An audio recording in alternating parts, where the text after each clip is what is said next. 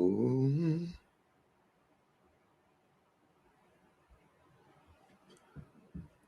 If I can't have you.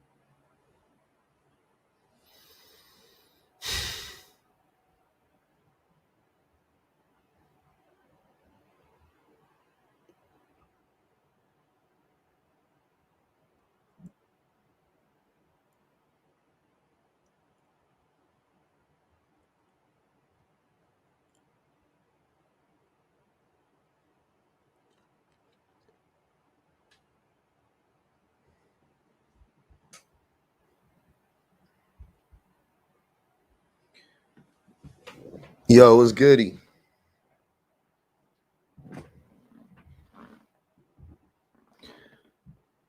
If I can't have you, let love set you free to fly your pretty wings around. Yeah, I am good. We bike. Yeah, I took a nice day off yesterday. I'm a truck driver.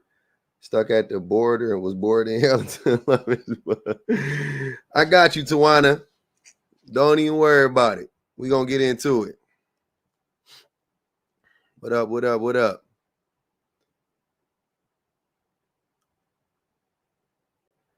What we got going on, y'all? Happy Monday. Happy Monday. I hope everybody's having good. All XY who see trad wives are all misogynistic. Absolutely. mm-hmm. Mm-hmm. Let's get out. Let's share the live. Definitely let's like up the live, man. Let's like up the live. Let's like up the live. Please, please. Please. Please. Let's run up them likes. Let's get it out early. Let's get it on the FY Pizzle so we can have some fun. TikTok is a hater, Maureen. You ain't know? Trad wives hate women. Strong stance. Stronger stance than my stance, even. I'll leave that up to the women to discuss if trad wives hate women. Definitely the ones online do. Definitely the ones on my online do. Definitely. Yeah. I don't love all women. I don't love all anybody. My love is conditional as hell. Uh-oh, we got Brandon in the house. What up, Brandon? Whoop whoop. Let's get Brandon up here early, man. He already up in here mad, punching the air, sliding down the pink wall. What's good with it, brother? My guy, friend of the people. What's good, family? Man, what you want, man? What you want, man? Why you so mad already, man? Anybody mad? I came on TikTok 5 seconds ago and saw your ass, and you made me mad. You just said you wasn't mad. Then you just said I made you mad. You show up on my page. I said, nah. Then I got mad. I got mad. You got mad when you saw me? Yeah, I'm mad. See, now you're over here trying to paint trad wives, these beautiful angels of women, to be this negative thing, and I'm just like, why would you do that? That's so female chauvinistic that you would even want to say something like that. Female chauvinistic. Y'all making up new words. Y'all trying to, the anti-intellectualism, it got y'all, but it's, you trying to fight about it. I hear you, brother. No. We're definitely very, very much intellectual, us in the Red Pills community. And you over here ruining our landscape of trying to find women who are, to our expectations and specifications, and you want to be out here ruining it for everybody. In the how am I ruining it for everybody? Everybody wants this? Yeah, who doesn't want a traditional wife? Who doesn't want a woman that doesn't go out to bars till 3 o'clock in the morning, that comes home, stays in the house, cooks and cleans if she wants to. The house is usually clean anyway, but if she wanted to, she could cook and clean and stay in a clean house. It's like, what's the problem? That's not a trad wife. Yes, it is. See, okay. So before we get into this, let's define a trad wife, right? So we can all be having a discussion from the same place. Is that fair? Yeah, that's fair. Okay. So traditionally, what were trad wives? What were their roles? Traditionally, the trad wives to stay home. Mm-hmm. Usually, they would have the option to stay home. No. Nope. They didn't have the option to stay home. They had to stay home. Okay. Yeah. Depending on what era and history we're looking at. Every era. Every era. Not today's era. Like in today's era, yes. And once again, it doesn't. See, this is why it's important so we can define it. You're saying not in today's era, but a traditional wife would be the same as it was in the 1950s. It would be the same because it's a tradition. That's the whole point. So it's not a new thing. If it's a new thing, it's not a traditional wife, right? So okay. So it's not into today because now you're saying yes, but 2 seconds ago you said, well, in today's world, but a traditional wife isn't. There's no such thing as in today's world because traditional wives are upholding the tradition, right? So what was the primary functions of a traditional wife? They were primarily very much interested in community building. They were definitely the ones that would watch the children. They would host dinner parties with the neighbors. They would, go to church and, stay with their husbands and kind of like, be good women, All right. Breezy, what's good with it, man? I ain't seen you in a minute. Breezy, what's good with it? Chilling, man. What's a traditional wife?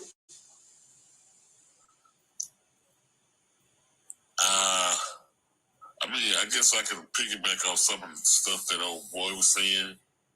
But somebody that takes care of the kids, cooks, cleans, etc.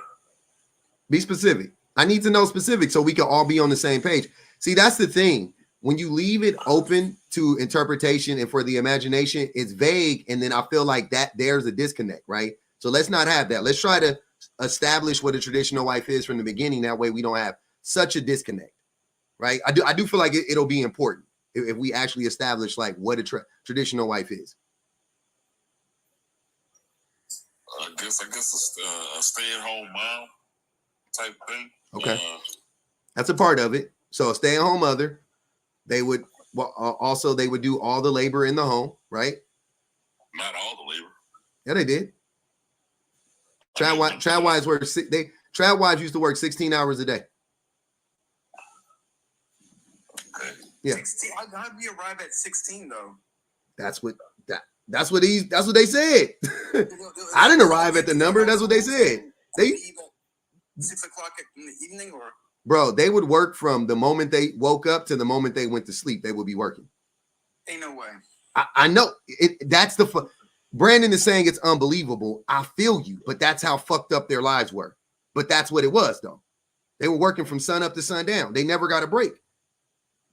I'm pretty sure they had the workload wasn't as intense as most people would think. It was, though. Like how? Brother. All right, now in 2024, do we not have a glimpse into what trad wives do? So when you we have a glimpse of what they do, yep. Yes, but they have technology to augment their workload. I know, somewhat, but guess what? Because they're traditional, they don't really use a lot of the technology. For an example, a lot of trad wives cook everything from scratch. They're really big on that, right? Is that not a part of? Some of them may like to cook from scratch. No, I know. But I'm just telling you what it is, though. That's a part of traditionalism. Is cooking everything from scratch. That's a part of it, right? Everything from scratch, okay? Literally, that's a part of traditionalism, to cook everything from scratch. That's not my assumption of traditionalism. That is a part of traditionalism. It's very large. Okay, we don't. It's not large. It's not large. Pre-made food that is advanced cooking. Like you don't make. Brandon, hold on. This is what you guys are doing. Again, you are applying modern day standards to traditional values. Don't do that. Because if it's not traditional, then it's not traditional, right? If it's modernized, then it's not traditional. If they're making TV dinners, it's not a traditional. They're not traditional housewives because trad wives cooked everything from scratch. That's what they did back in the day. Yeah, that is tradition. Oh my God, this is very interesting. This is very interesting that you got up here talking about I was ruining people wanting trad wives, but you don't even know what a trad wife is. Of course I know what a trad wife is. Don't. I've been a cook for 6 years. Of course I know you don't necessarily have to cook everything from scratch. And being traditional doesn't mean you fall to the, you're not religiousizing cooking from scratch or religiousizing traditionalism. You do what works, and then whenever you know something works better, you do it that way. Okay. So Breezy, do you understand what I'm trying to say right now when I talk about traditional wives? Yeah. And like in their lifestyles, like Nara Smith. I wish Jenny was here. I shouldn't have invited her for this. But it's, do they not, is what I'm describing, is that not what they would do? They cooked everything from scratch. They didn't have help with the kids. They you know what I'm saying? They had community to help with the children. They didn't. What are you talking about? The traditional wives were very social. They were engaged with communities constantly. They had friends that would come over and bring dinners over, and their children, they would watch each other's children for free. Why are you making up stuff? What are you making? Why are you making up stuff? Ain't nobody making up stuff. You're just making up stuff. That's not a traditional wife. Grandma was around. She's traditional. Man, I completely agree with him, because if that was the case, then where do you get the saying that it takes a community to raise a child? Not traditional wives. That saying has been around forever, and it's been forever, and it's been readapted or whatever the case may be. And by the way, I'm sorry, y'all. Let me also add this caveat: we are talking specifically about American traditions, not European, not any country or any culture from the continent of Africa, right? So just to be clear, because I think sometimes we mix up a bunch of traditions and we cherry pick what we see in other traditions, but American traditional wives are different than other traditional wives. So back to the point, I'm just going to give you guys an answer so we could cut to the chase, because this has been I'm already getting tired. Like my brain is already kind of melting a little bit. So traditional wives did a lot of labor, right? They did things like they would sew. Obviously they cleaned, the big stuff, right? The cooking and the cleaning. But when they cooked, a lot of times they would cook from scratch. They did they did pretty much all the child rearing, planning for everything for the house. A lot of them did, I won't say a lot, because gardening, things of that nature. Maybe not mowing grass, but definitely gardening. They did a lot of that stuff, pruning. They did, they took care of the husband. They did everything that the husband needed. They picked out his clothes. They went shopping for everybody. They, what did I already say? Washing, drying, folding, ironing, pressing, going to the cleaners, picking up, dropping off, a shuttle, There's, a lot. Yes, you're pointing out, you're correct with what they're saying, that they did a lot. Of course, a traditional wife is worth millions when you can factor in the therapy, the child rearing, they save you more. But is that the case for modern women now? No, it's not. Now we get, wait. Yeah, that is. Modern women do that. Modern women don't do nearly as much as the traditional wives. Yes, they do. They're not empathetic. They don't deal with children like that. That's a lie. Absolutely not. They don't cook from scratch. They see things. What you pointed out. They don't cook from scratch. That they loved doing. It made their lives. They didn't love to do it. They didn't love to do it. Read the last one. Your grandparents stayed together because your G-ma was trapped. She didn't love that shit. My granddad was trapped, not my grandma. Okay. How was your granddad trapped? Why would you lie? My granddad worked all his entire life up Because until he was 74 years old to provide for to make sure his wife was fine. Grandma did a lot, trust me. But my granddad, when you talk about traditional, he worked. He was not in the house during the day. So he did what he had to do. He owned his own land. He built his house. He lived in with his bare hands. Like, he was like a man's man. Like, he knew what he was doing. She was not trapped whatsoever. She inherited a family system that was like the best ever. She was revered as a institution as much. At her funeral, over 1,000 people showed up. She was beloved by everybody. There's no way in hell she was trapped. Yes, she was. Worshipped. Yeah, because she did. That sounds like she was doing all the labor. So Not true. It is. So essentially, also they were S. You got a hell of an echo. You might want to drop and come back. And also, damn, Breezy, you always got a lot of background noise. And lastly, we definitely can't leave out the birthing of the children, and they were sex slaves as well. What up, Ken? Kale, sorry. What's good, brother? What's up, man? You know, I'm assuming this is a debate. So, you know what I mean? With respect to your problem, I completely disagree with your assessment there. That it makes no sense. Manhood is a training and an apprenticeship. It's not something that comes by. It comes by naturally. A woman's womanhood comes by naturally. Man has to train. My grandfather, my grandfather, my father, my uncles, and whatnot. When they were 5 to 8 years old, they went and trained with their father, about how to maintain and keep a home.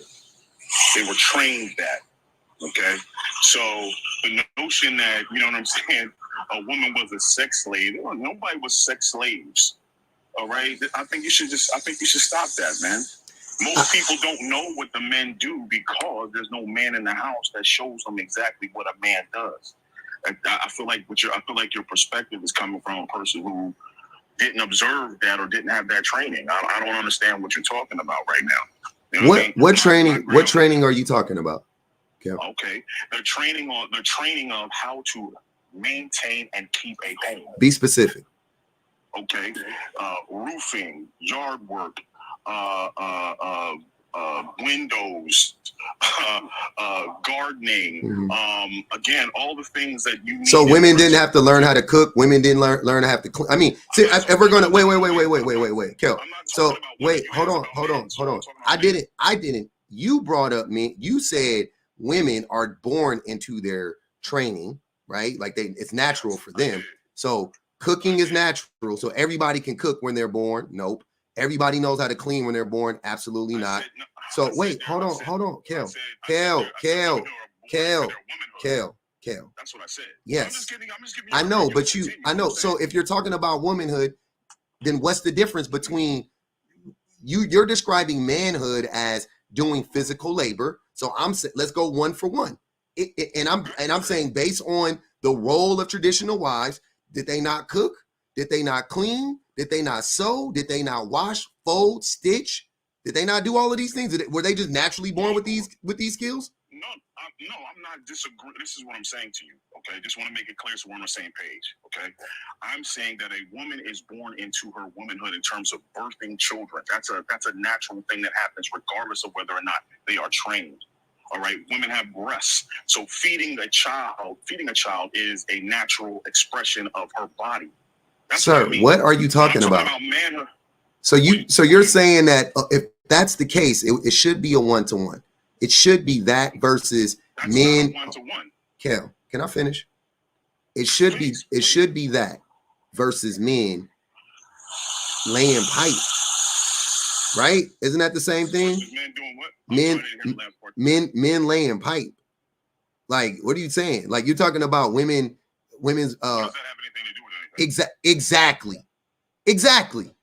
I'm not talking about sex. I'm not talking about you sex. are the thing. No. The thing you're talking about is, sir, listen to what I'm saying. You're talking about giving birth to children, which is a natural thing. You're right. You don't have to learn to give birth. It's going to happen naturally, right? You don't have to learn how to breastfeed, even though it is kind of hard to get the child to latch at some point in time, but a lot of times. But beyond that, you don't have to learn how to breastfeed. It's a natural thing, right? You equate it, but we're not though, because then when you talked about when you talking about manhood, everything about manhood was fixing a roof, learning how to be a plumber, learning how to garden, and I'm like, what? What are you talking about? Those are two completely different things. As if, why are they? Because women do labor too in the home. You're only talking about, but you didn't mention that. So why wouldn't you mention their labor versus the men labor? You see what I'm saying? I don't have to. No. I see what you're saying. I see what you're saying. I'm saying I don't have to, because your premise was that men aren't doing as much as women are doing in the home. They're not. And what I'm saying to you is, men aren't doing what women do in the home because they have a different role and they have a different objective. I disagree. That's what I'm saying. Okay. And I'm glad you stated it that way, because that's super easy. The reason why men don't do the same things that women do in the home is because of misogyny. It's because of gender roles. It's not because of anything outside of that. You fixing a roof. You're not fixing your roof every... Kel, hold on, brother. Hold on. I'm really trying hard not to mute you. Please do not try to talk over me. I promise. It's not even worth the fight. It's okay. If you can't do it, you can drop. It's all right. No harm, no foul. Right? I'm really trying hard to not be rude. Because I think it's rude to mute people, but it's also rude for you to try to talk over me while I'm talking. You can respond to me after I'm done. So men, the role of men in the home is not... the role of the wife and the husband in the home are set by men, not by women, right? We told women, your role in the home is going to be to do all the things that I don't want to do on the daily, which is... Ain't no way. Yes, which is raise the children, which is cooking, which is cleaning, which is sewing, which is washing dishes, washing clothes, folding, ironing, planning, emotional. Like, I don't want to have to do any of this stuff. All I want to do is go to work. All I want to do is go to work, come home, and kick off my shoes and relax my feet. Party on down to the escape beat. Ain't no way. No, I don't agree with that. Hell no. No, that don't even sound right. It doesn't? Or that's exactly what we saw? There's nothing natural about anything you just said. Ain't no way. You sit down and tell your wife you're gonna do all this while you don't do nothing. There's gonna be trouble in the household. Of course, the man is gonna want to do something to make his wife happy. Not back then, Brandon. The women didn't have an option. Of course, women did a lot of labor, but the labor they did was a communal-based thing. Like, it wasn't. You got to stop lying. Nobody was coming over helping you clean. Go ahead. Right after this, Brandon. Nobody was coming over helping your grandmother clean her house. Just so you know that. No, they weren't. That's a lie. That's a lie. Especially during the cooking. So you mean to tell me your aunts, your sisters, your mother didn't circle around a bag of peas and shell peas for like 2 hours and talk about the day and none of that stuff happened for you? Daily? No, not daily. Of course, maybe like once a week. That's what I'm talking about. I'm talking about every day, Brandon. I'm not talking about once in a blue moon. Every day, nobody was coming over to help you clean your house, bro. No woman in the community. The women in the community were not coming together, helping each other clean their homes every day. They ran the house like a company. All right, you just making up stuff. Go ahead. Hold on, Brandon. Let Kel go. You're not saying. You just. So what I'm saying to you is that the sex roles, as you with air quotes, gender roles. Sex roles that you're talking, gender roles. Okay. Yeah. The gender roles that you're talking about are with respect to who is the best skilled at handling these tasks. The task of maintaining the home is best skilled. The skill of maintaining a home is best suited for a man. I'm not going to ask my wife to get up on the roof. I'm not going to ask my wife to clean gutters. I'm not going to ask my wife to rake the yard. I'm not going to ask her to cut it. I'm not going to ask her to pull up stumps and things of that nature in the yard. I'm not going to ask her to fix things in the house. She's not skilled to do that. I am. Okay. So the role was manifest based on who has the best skill. The secondary thing that I would say is this: as a man, when you have headship, you are like the president. The buck stops with you, and whenever doesn't occur in your house in accordance to whoever sets the highest standard, whether that be mom, whether that be dad, okay. But at the end of the day, you're responsible as a man to get that done. Let's not the sex role that you're talking about. Gender is not what actually. Excuse me. I'm sorry. The gender role that you're talking about is not representative of what a traditional household looks like. At the age of 8, all the men in my family went from learning what to do in the house and how to clean it and keep it neat and whatnot, how to help mom with the laundry and this and that and the third, to helping dad do what's going on in that garage, helping dad do what mom said, I want this kitchen remodeled, or I want the basement cleaned out, or whatever she wanted to do. She had it's a term we all know, a honey-do list. Yeah. So so a few things. A, you're not naturally better at cleaning gutters than your wife. Secondly, gutters get cleaned once fucking every 6 months. Thirdly, roofs get fixed every 10 years. The stuff that women do, hey, Kale, I'm gonna mute you up. You got a lot of background noise. The stuff that women do is every single day, day in, day out. And the reason why men lie and say weird stuff, like men are suited better for pulling out stumps and weird shit like that, is because how often are you gonna have to pull out a stump? Once every fucking 40 years?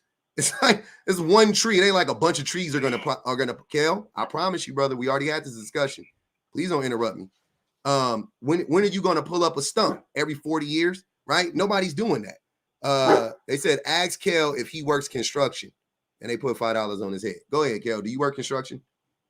I do. I actually flip houses. But at the end of the day, what I'm telling you is, again, you think that that's what it is. Well, once every this and that, no. I know that's what it is. No, the repair of a home is a constant maintenance. It is a constant maintenance. Okay, I can understand when people don't understand it when they rent an apartment building or apartment high rise. They got a super to do that kind of thing. Even when I rented high rises like that, the super's job was a constant everyday scenario. Yes, for many people, but still a constant scenario. You don't mow your lawn. You don't mow your lawn once every month. You mow it every 2 weeks, every week. You tend to that lawn and you tend to those grounds and you tend to the security of your home and you tend to making that home suitable for heat consumption and AC and all. You do that on a constant basis. No, you don't. That's what real men are doing. Yeah, but that's a lie. And I live in a home. I live in a home. You don't got to do this shit every day. It's just a lie. I don't know what you're talking about. If your home is falling apart and you have to do something every day, you should move. That means you're not good at your job then, because you shouldn't have to constantly be fixing stuff, right? If you remodel your kitchen should be good for 10 years minimum.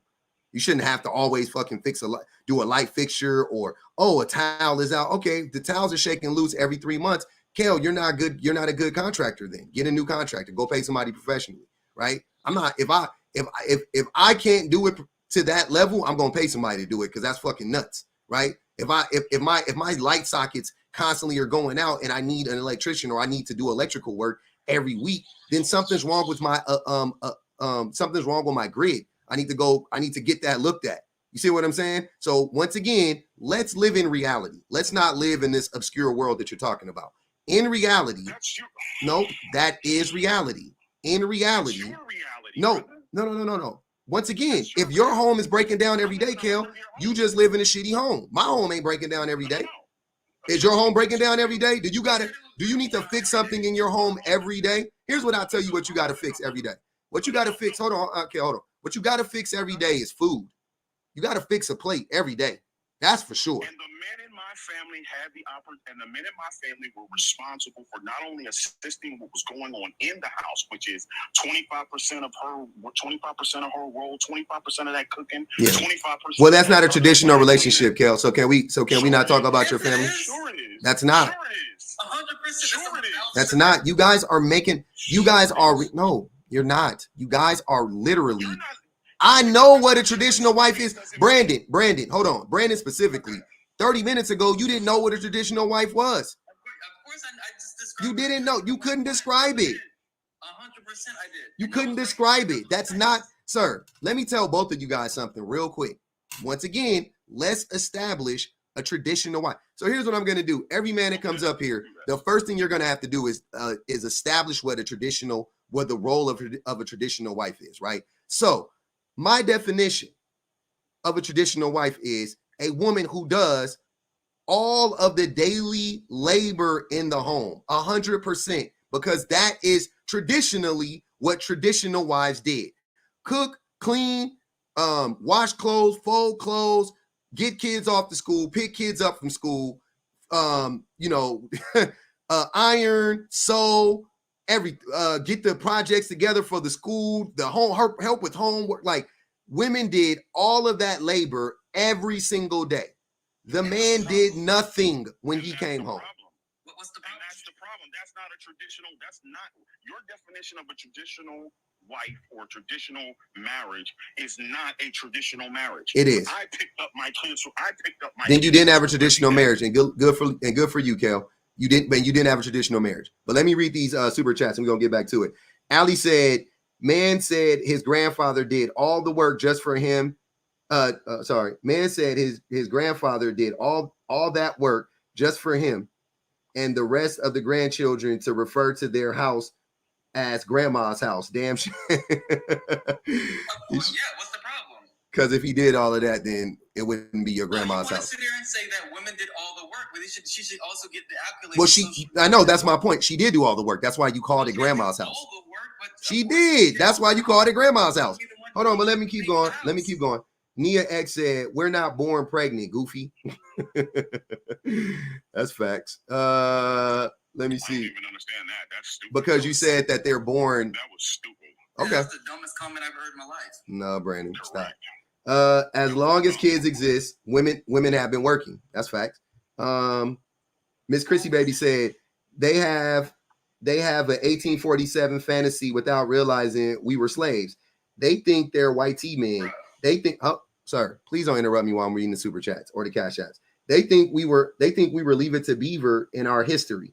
Also, men don't even desire marriage as a whole. Delusional. 20 on Brandon. So they got 20 on Brandon, man. They put 20 on your head, brother. Money, man. You know you love me, bro. Tawana said 10 to match her. Let's get to real dialogue. So now you got 30 on your head, man. Damn it. Mowing the lawn once every 2 weeks compared to cooking 2 to 3 meals every day and sex every other day. That's what I'm saying. Like the lack of 2 to 3 meals. Who's cooking 2 to 3 meals? The women. Who's doing that? How many times a day do you eat? Please. You're cooking 1 meal a day. How many times a day do you eat, sir? What? How many times a day do you eat? I eat 3 squares. So if you eat 3 meals a day, she traditionally, women made your breakfast. They would pack you a lunch, and when you got home, they would make your dinner. Am I correct? That's 3 fucking meals. Yes, traditionally, and that's just your meal. She had to cook her meal, and if y'all had kids, because let's think traditional, right? You probably got kids. Most people had kids and have kids, 1 or 2 kids. Yeah, what's the problem? Why can't they just cook and clean all day? Now we're getting to it. Now Brandon he's finally starting to come around to the fact that traditionalism is a lot of work. And now he's just like, but why can't you just do this all day? Hold on, we're gonna get there. Mowing the lawn once every 2. Hold on. I missed one. He must live in one of those homes the big bad wolf can blow down.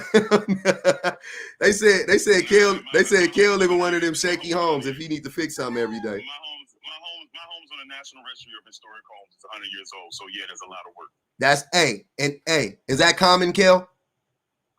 What? That people live in 100-year-old homes?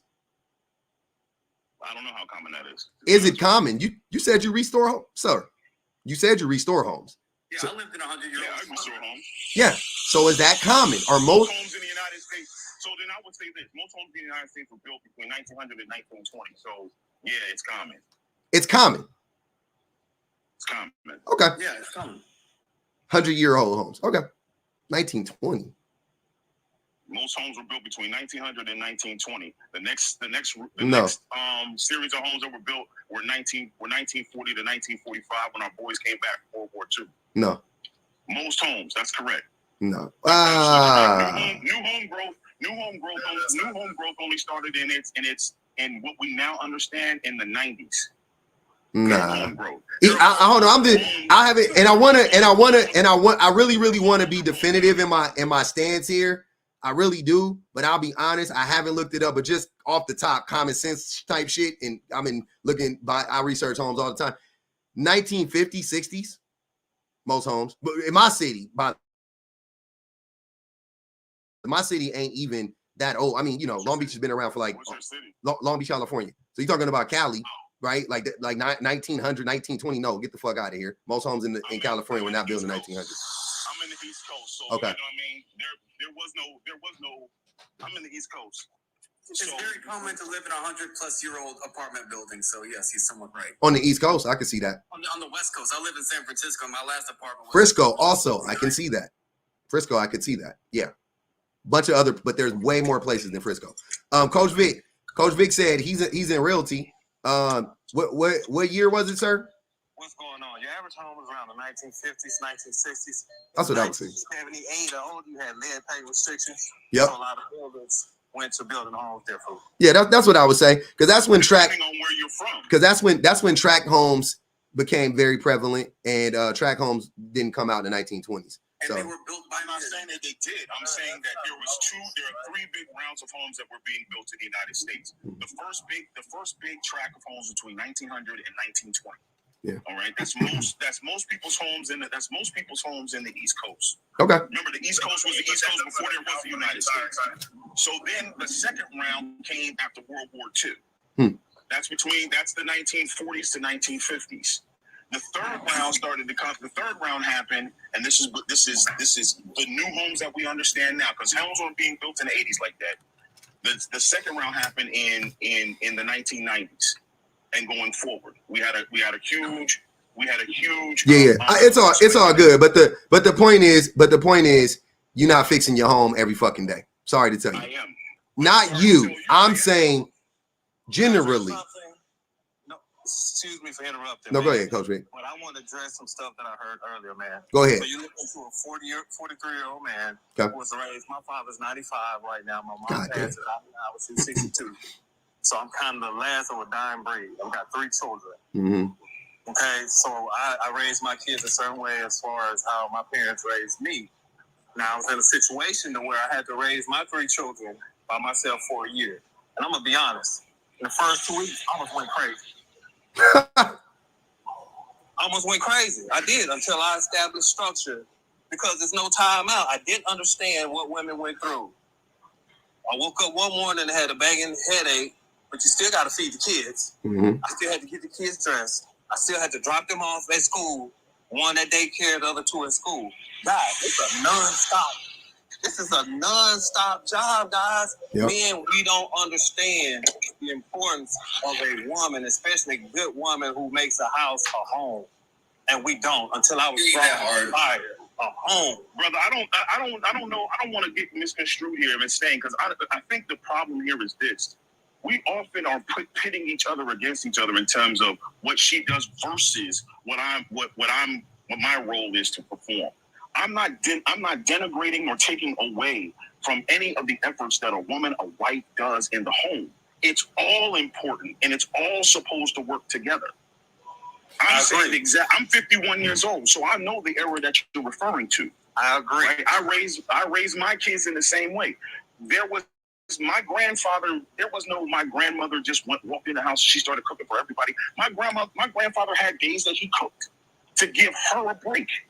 But correct, right? My grandmother taught my uncles and aunts taught my uncles how to sew, fold, iron, etc., because they had to maintain that huge house. They were part of the labor force. Yeah, right? and that's labor. In today's world, they couldn't be excluded playing a game. But that's labor.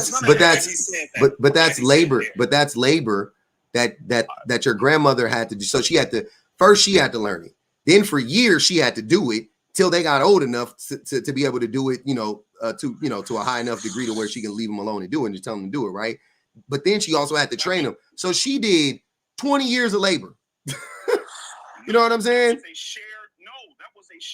was a shared tasking. My grandfather, my father, and I, you know what I'm saying, and my uncles, that was raising children was a shared operation.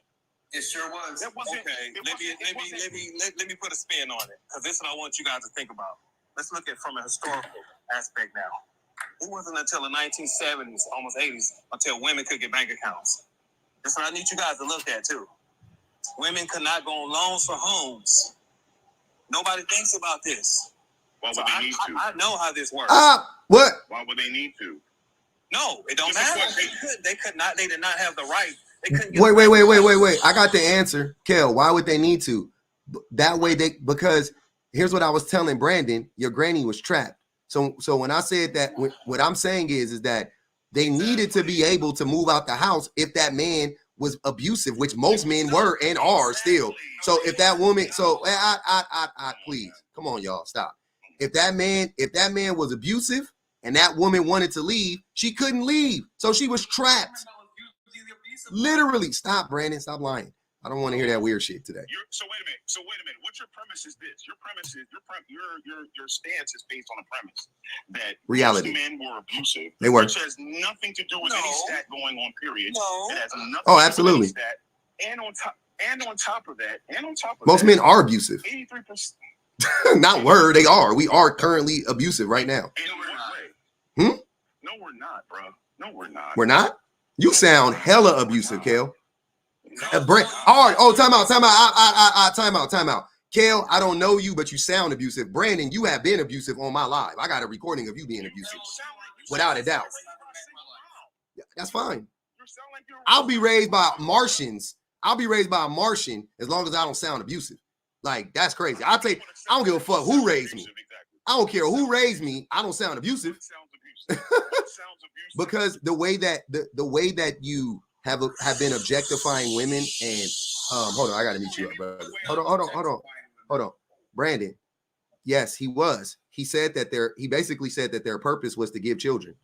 I mean, give birth to children and feed them and nurse them and do that type of shit. And I was like, they're gonna do that whether or not there's a man in the house or not. So. Sounds very, of course, if the man's not there, how could that happen? Let me read these super chats and then we'll get back to it. He must live. Hold on. You forgot to say in a traditional house, the husbands come home and say, honey, I'm home. I did forget that part. Loved one said, why don't supposed leaders know how to cook and clean for themselves? How you a leader and don't know how to keep yourself alive? Fair question. Ask him if he fixed anything today. I think that's gonna be for Kel. He can answer that later. Finally, an honest one. They're referring to Coach, I'm sure. And if baby boomers were the largest pop at the time, and they hit their 20s, 30s in 1960s, 70s, they had to build new homes to accommodate them. Exactly, Maud. That's what I'm saying. It didn't make sense mathematically to me. I want D1 to get in here real quick. Go ahead, D1. Yeah, Polo, this is one of them rare lives that I'm like 100% in agreement with you, bro. We 1,000% in agreement here because here's the thing, guys. When we talk about the traditional structure of a relationship, how it is narrated by men nowadays, it is going based off of a time period and a certain lifestyle that most of us do not live. So when I talk about the modern man wanting a traditional wife and saying, oh, I do all this and I do all that, bro, you're not a homesteader. You're not a farmer. A farmer and homesteader gets up in the morning. He's out there tending the fields. He's out there feeding the animals. He's out there working on the thing. There's an all-day occurrence. So, yeah, mom might be at home taking care of, she going to get the eggs and getting breakfast ready. She's whatever he done slaughtered, like whatever animal he done slaughtered, he done brought in, she's getting prepared for food. The modern man, most of us, we work a 9 to 5. Most women work a 9 to 5. And when we come home, your responsibilities have greatly reduced. And same as hers. Women, they don't have to wash nothing by hand, hang it up. They got a washing machine and stuff like that. But most women are complaining about men not contributing at all. And then you lay your laurels on being a provider. But when I look at it statistically, it requires $71,000 to support a family of 4 at a minimum. What? Across the United States. Nah. 71,000. Nah. No, hear me out. Hell no. Hear me out. Where? No, hear me out. No, hear me What? out, public. I'm not You gotta saying- give me hold on, D1. You gonna have to give me a state, a city, or something, cause no. Hear me out. $71,000? No. Look, brother, I'm telling you right now, we in full agreement. When you hear what I'm about to say, you're gonna understand. Okay. That's the bare minimum. To That is not starve to death? Yes. Oh, okay. We got a roof over our head. We got You ain't got health kids, insurance. got clothes. You ain't got health insurance. Y'all might go get some hand-me-down clothes. No. Listen to what I'm saying, D1. You don't have health insurance. A family of 4, $71,000 a year. You don't have health insurance. I promise you. Probably right. Which you ain't take care of your family if you don't got health insurance, brother. Hey, me and you we ain't at odds on this one. Trust me, me and you. That number that don't sound right. I'm thinking more like 120, I didn't think it sound right either. 130. I'm thinking 120, 130. 276,000. No, they're only making a reference to living. They're only making a reference to putting food in your mouth, a roof over your head. All right, we know there's more to it than that then. Okay. Because I'm like, yeah. So, but hold on. We ain't even got public. We ain't even got to get that far with it. The average man across the board only makes around $50,000 a year. mm-hmm. So most men don't make enough money to even establish a traditional household. Mm-hmm. Even if you make $100,000, it's not enough. Yeah, 100. You better off with 100 than you are with the 50.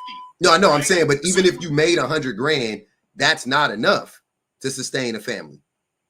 Fair enough. You know what I'm saying? Depending on the size. Any family of 3, 4. Go ahead.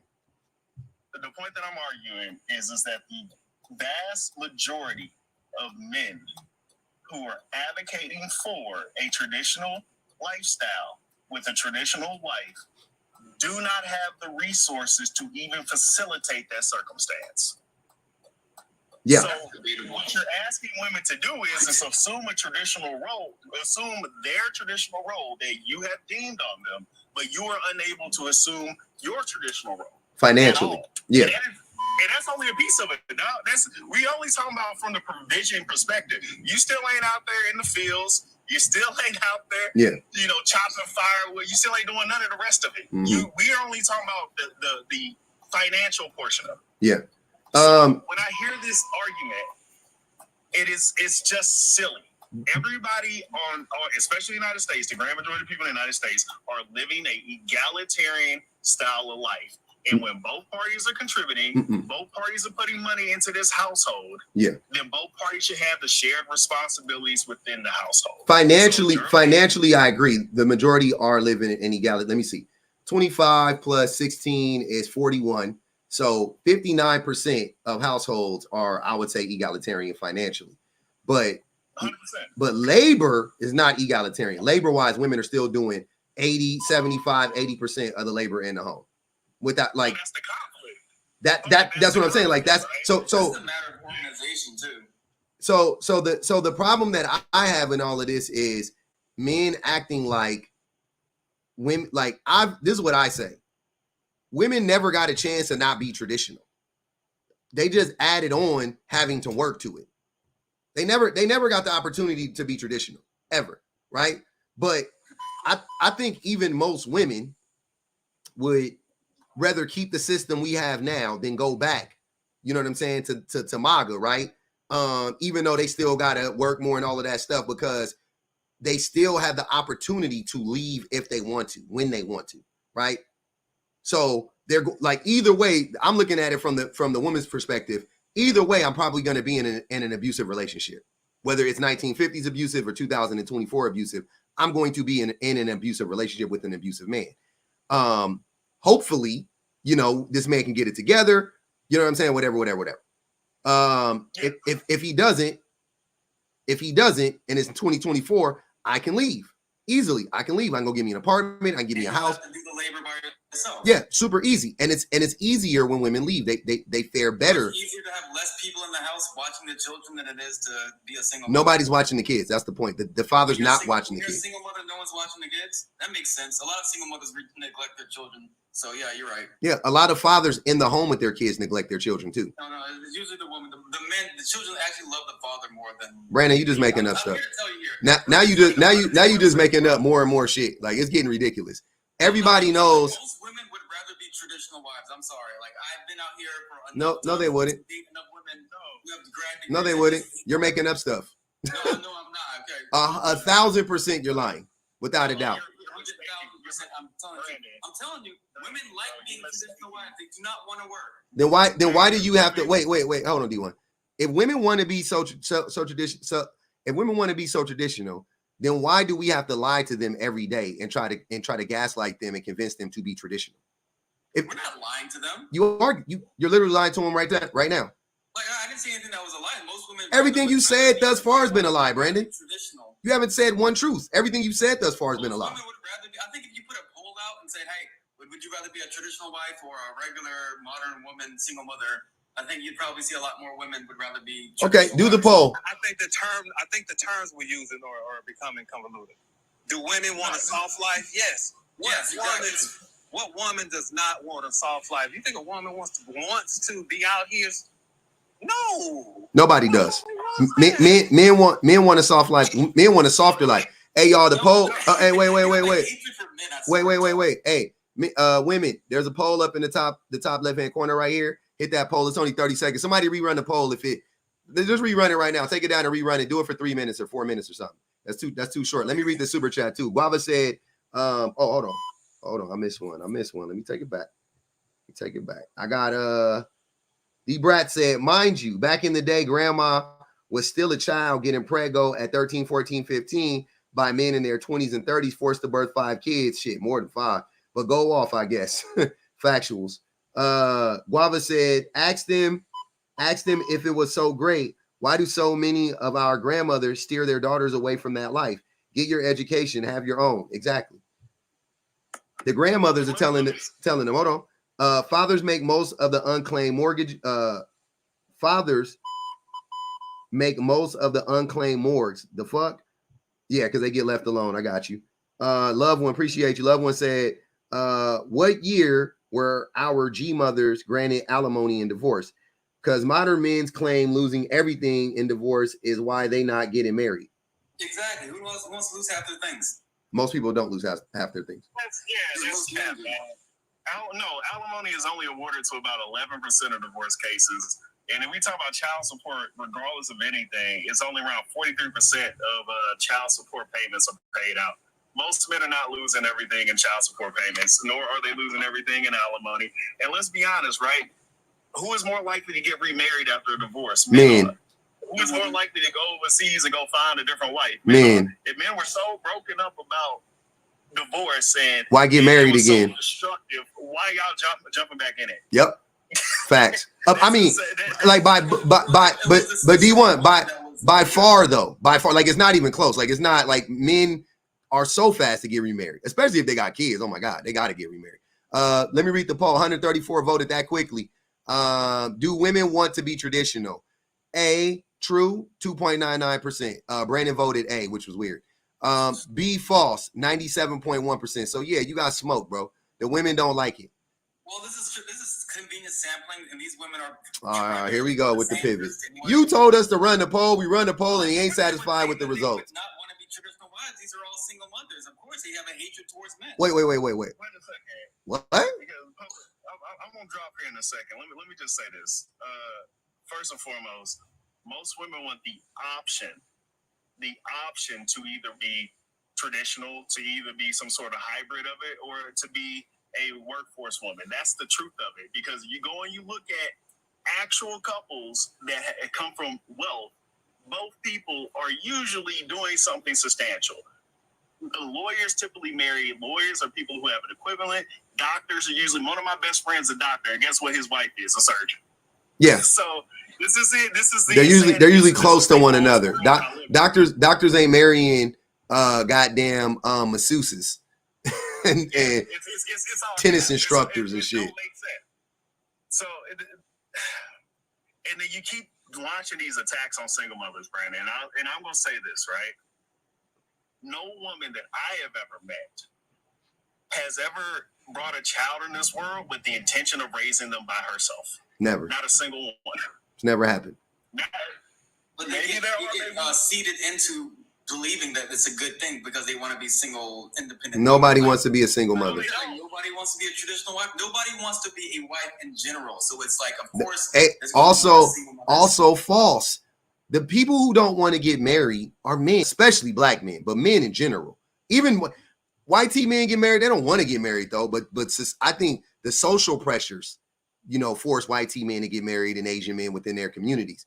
But if they didn't have, like, if they were like how it is in the black community, where it's not so much social pressure or whatever, white men wouldn't get married either. No man wants to get married. And I'm not saying, I'm sorry, and I'm talking about groups. I'm not saying no man in the world. I'm saying, like, no group of men want to get married, right? Like, I've told the story 1,000 times.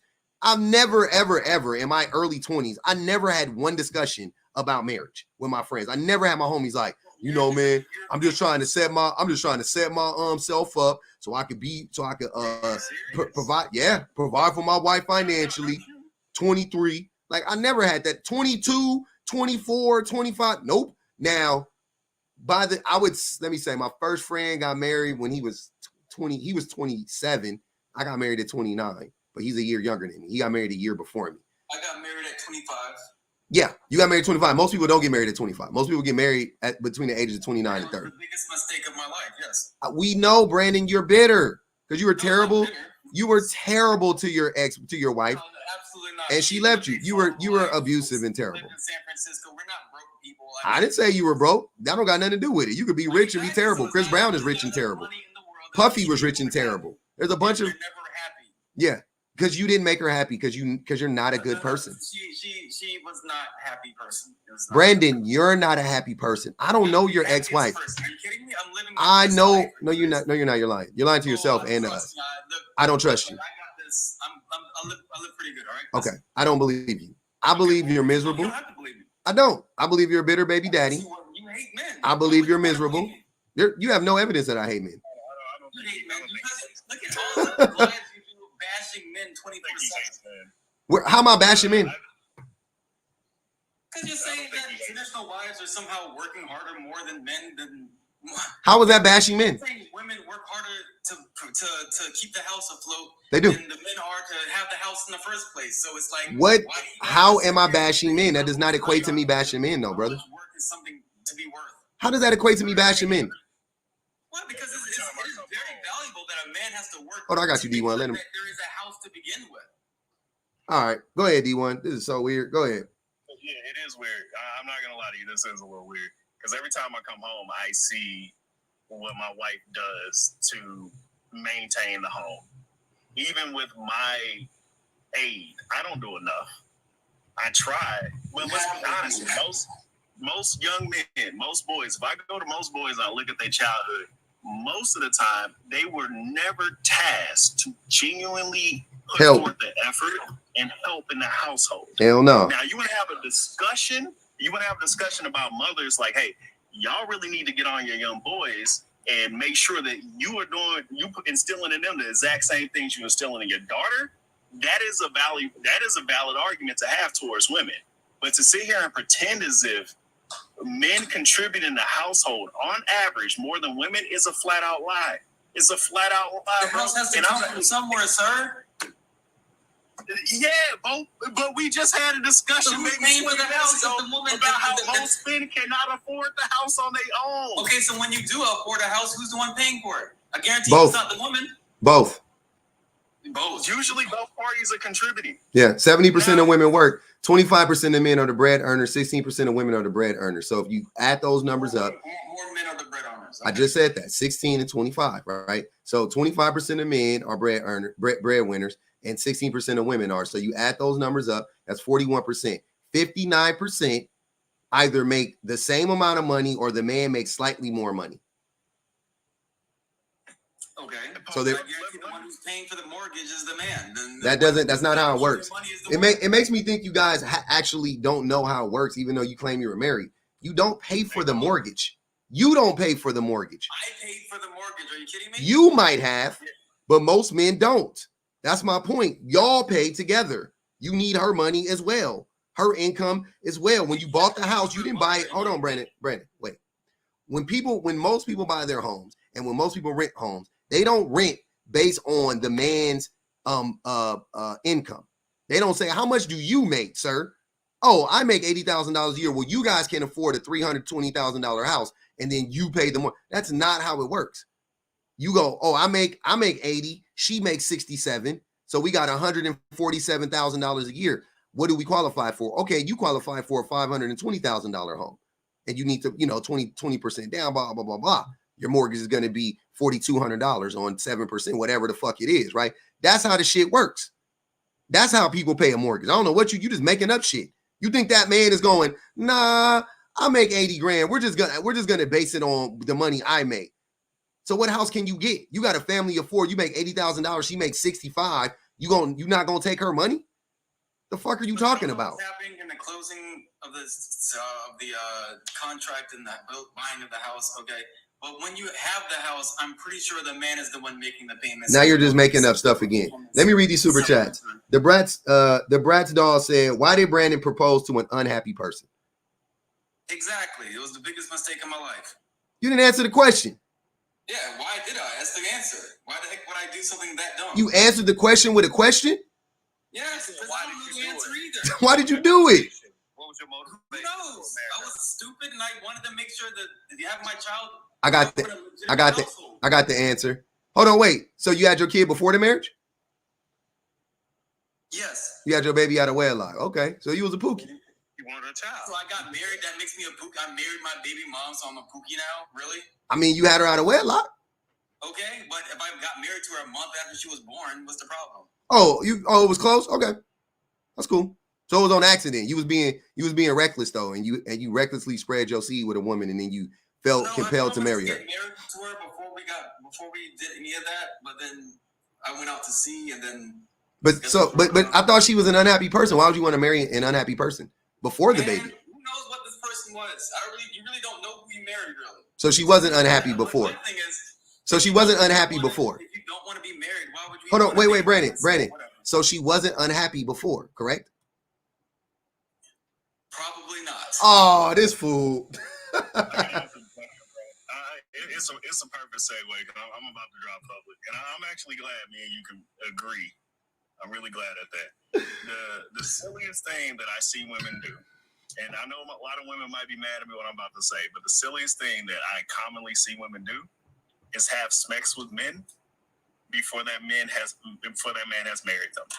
You need to have that man prove that. Hold on, hear me out, public. You need to have that man prove that he's. Don't do it. Reconsider. Read some litter. Sure, on the subject. Stop. I'm gonna stop you right there before you finish. D1, you were doing so good. You were wait. You were doing so good. Nah, bro. I'm telling you, sir. Hold on. Let me tell you, D1, you were doing so good, right? All I would ask for you to do, and here's where the disconnect lies. Here's where men always fuck up. You don't need to talk to women. You are a man.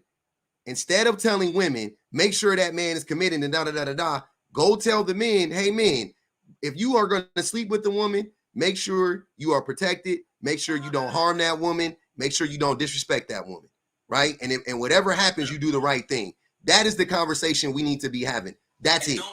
There's no, you don't need to tell women jack. I promise you, you don't need to tell them jack shit. No, Brandon, stop. Brandon, Calm down. Let me say this. Go ahead, D1. Let me say this. The reason I'm saying what I'm saying, and you need to just hear me out before you disagree. Okay. The reason I'm saying what I'm saying is that me and you both know when it comes to children, women hold the most of the responsibility. They are going to be laid with most of the consequence. When it comes to being at a home, and why is that? In that work, they're going to be laid with most of the responsibility. And why is that? Why is that? Yeah, why are women going to be? Why are women going to bear the brunt of the responsibility? because that is just how our society is structured. We have a, no. Be more deliberate. Hold on, D1. Hold on, wait. Be more deliberate though. Be more mindful. Be more demure. It's men. If you want me to just No. I don't want you to say it's men. I want you to say the reason why, not who. The reason why. Why is it their responsibility? Non-committal men. Exactly. Non-committal men. So Right. okay. So hold on, wait. So let's talk to the non-committal men. You see how easy that is? Now we can actually cure the disease. Now the disease will be cured. If you go to the source, right, which is men neglecting the women and the children, or men abandoning the women and the children, now we can cure the disease. You don't want to cure it. You want it. I'm saying your approach, you're not trying to cure it. I'm just letting you know you're not actually giving a solution. You're giving like a topical, at best, you're giving like an ointment, right? I'm saying let's cure it. Let's go to the source. We here on the same page. Hear me out. Just listen to this real quick. Okay. So you can understand my reasoning. We both know McDonald's is unhealthy, right? Okay. McDonald's is unhealthy. What makes more sense? For me to tell a person to stop eating at McDonald's, or for me to go to McDonald's and tell them to make their food healthy? Which one makes more sense? The one that makes the most sense out of those two would be to tell McDonald's to stop making the unhealthy food. Really? And then further, I'll give you one even better. The thing that would make even the most sense would be for you to go to the government, right, and petition them to make sure that places like McDonald's can't sell toxic food. That's McDonald's the real. That's the no, they're not. McDonald's owns the government. You don't know shit about the world. The government owns McDonald's. No, they don't. No, they. Brandon, hold on, Brandon. Hold on. I don't even want to have that conversation. That was stupid. But yeah, that is the cure. The cure is, why is McDonald's allowed to sell shitty food to people, right? Because here's the thing, D1, as long as McDonald's exists and as long as McDonald's offers cheap fast food, and they put it in places where people need cheap fast food and food deserts and things of that nature, people will always buy cheap fast food. That's the reality. So going to them and telling people in the hood, going telling people who live in these impoverished areas, yeah, you know, that place that serves that cheap fast food that you guys can afford, don't eat that. Find something else. And you're not giving them an actual like way to go. You're just saying stop eating that. That's not the actual solution. It's because now you have to give them an alternative, which creates a whole new issue. When the real cure is just go to the government. Now you only got to fight one battle. All you got to do is get the government to change the policy, and we're good. And I'm so tired of men when we have these conversations. You guys always think you think about the quickest, easiest fix, but it won't actually fix the problem. That's all I'm saying. That's it. There's no way around it. We ain't got to go back and forth 20 times. You're not talking about actually fixing the problem. Because and the reason why, D1, is because men are programmed, no matter how good your intentions are, we are programmed to blame women. We are programmed to say it's their responsibility, no matter what. No, I know, but ultimately, no, but that is what you're saying, though. Ultimately. No, I'm not. Okay, make it. How are you not saying that with what you're saying? How are you not blaming them? So let me redirect it, right? Okay. Let me do a slight redirection. We'll use Brandon as an example, right? Mm-hmm. A woman in the comments asked, why did Brandon marry an unhappy person? Yep. Now Brandon's divorced, right? Well, we all agree that Brandon chose wrong, right? He did not do a proper vetting process. He can't even tell you why he married this person. He has zero answer to why. Not only did he engage with that person, he impregnated that person and then married that person. So we all can go and make a very clear understanding that Brandon, that's not what happened, to his own demise. Yeah, but but D1, that's not what happened though. But that's not what happened though. We know hold on, Brandon. Hold on, Brandon. We know what happened. Brandon is an insufferable human being, right? And he's a gaslighter. Hold on, brother. You can answer after. I think Brandon is insufferable. I think he's a gaslighter, a manipulator, and an abuser. I've literally watched him do all of those things in my life before, multiple times, right? very abusive, right? The nicest Yeah, person.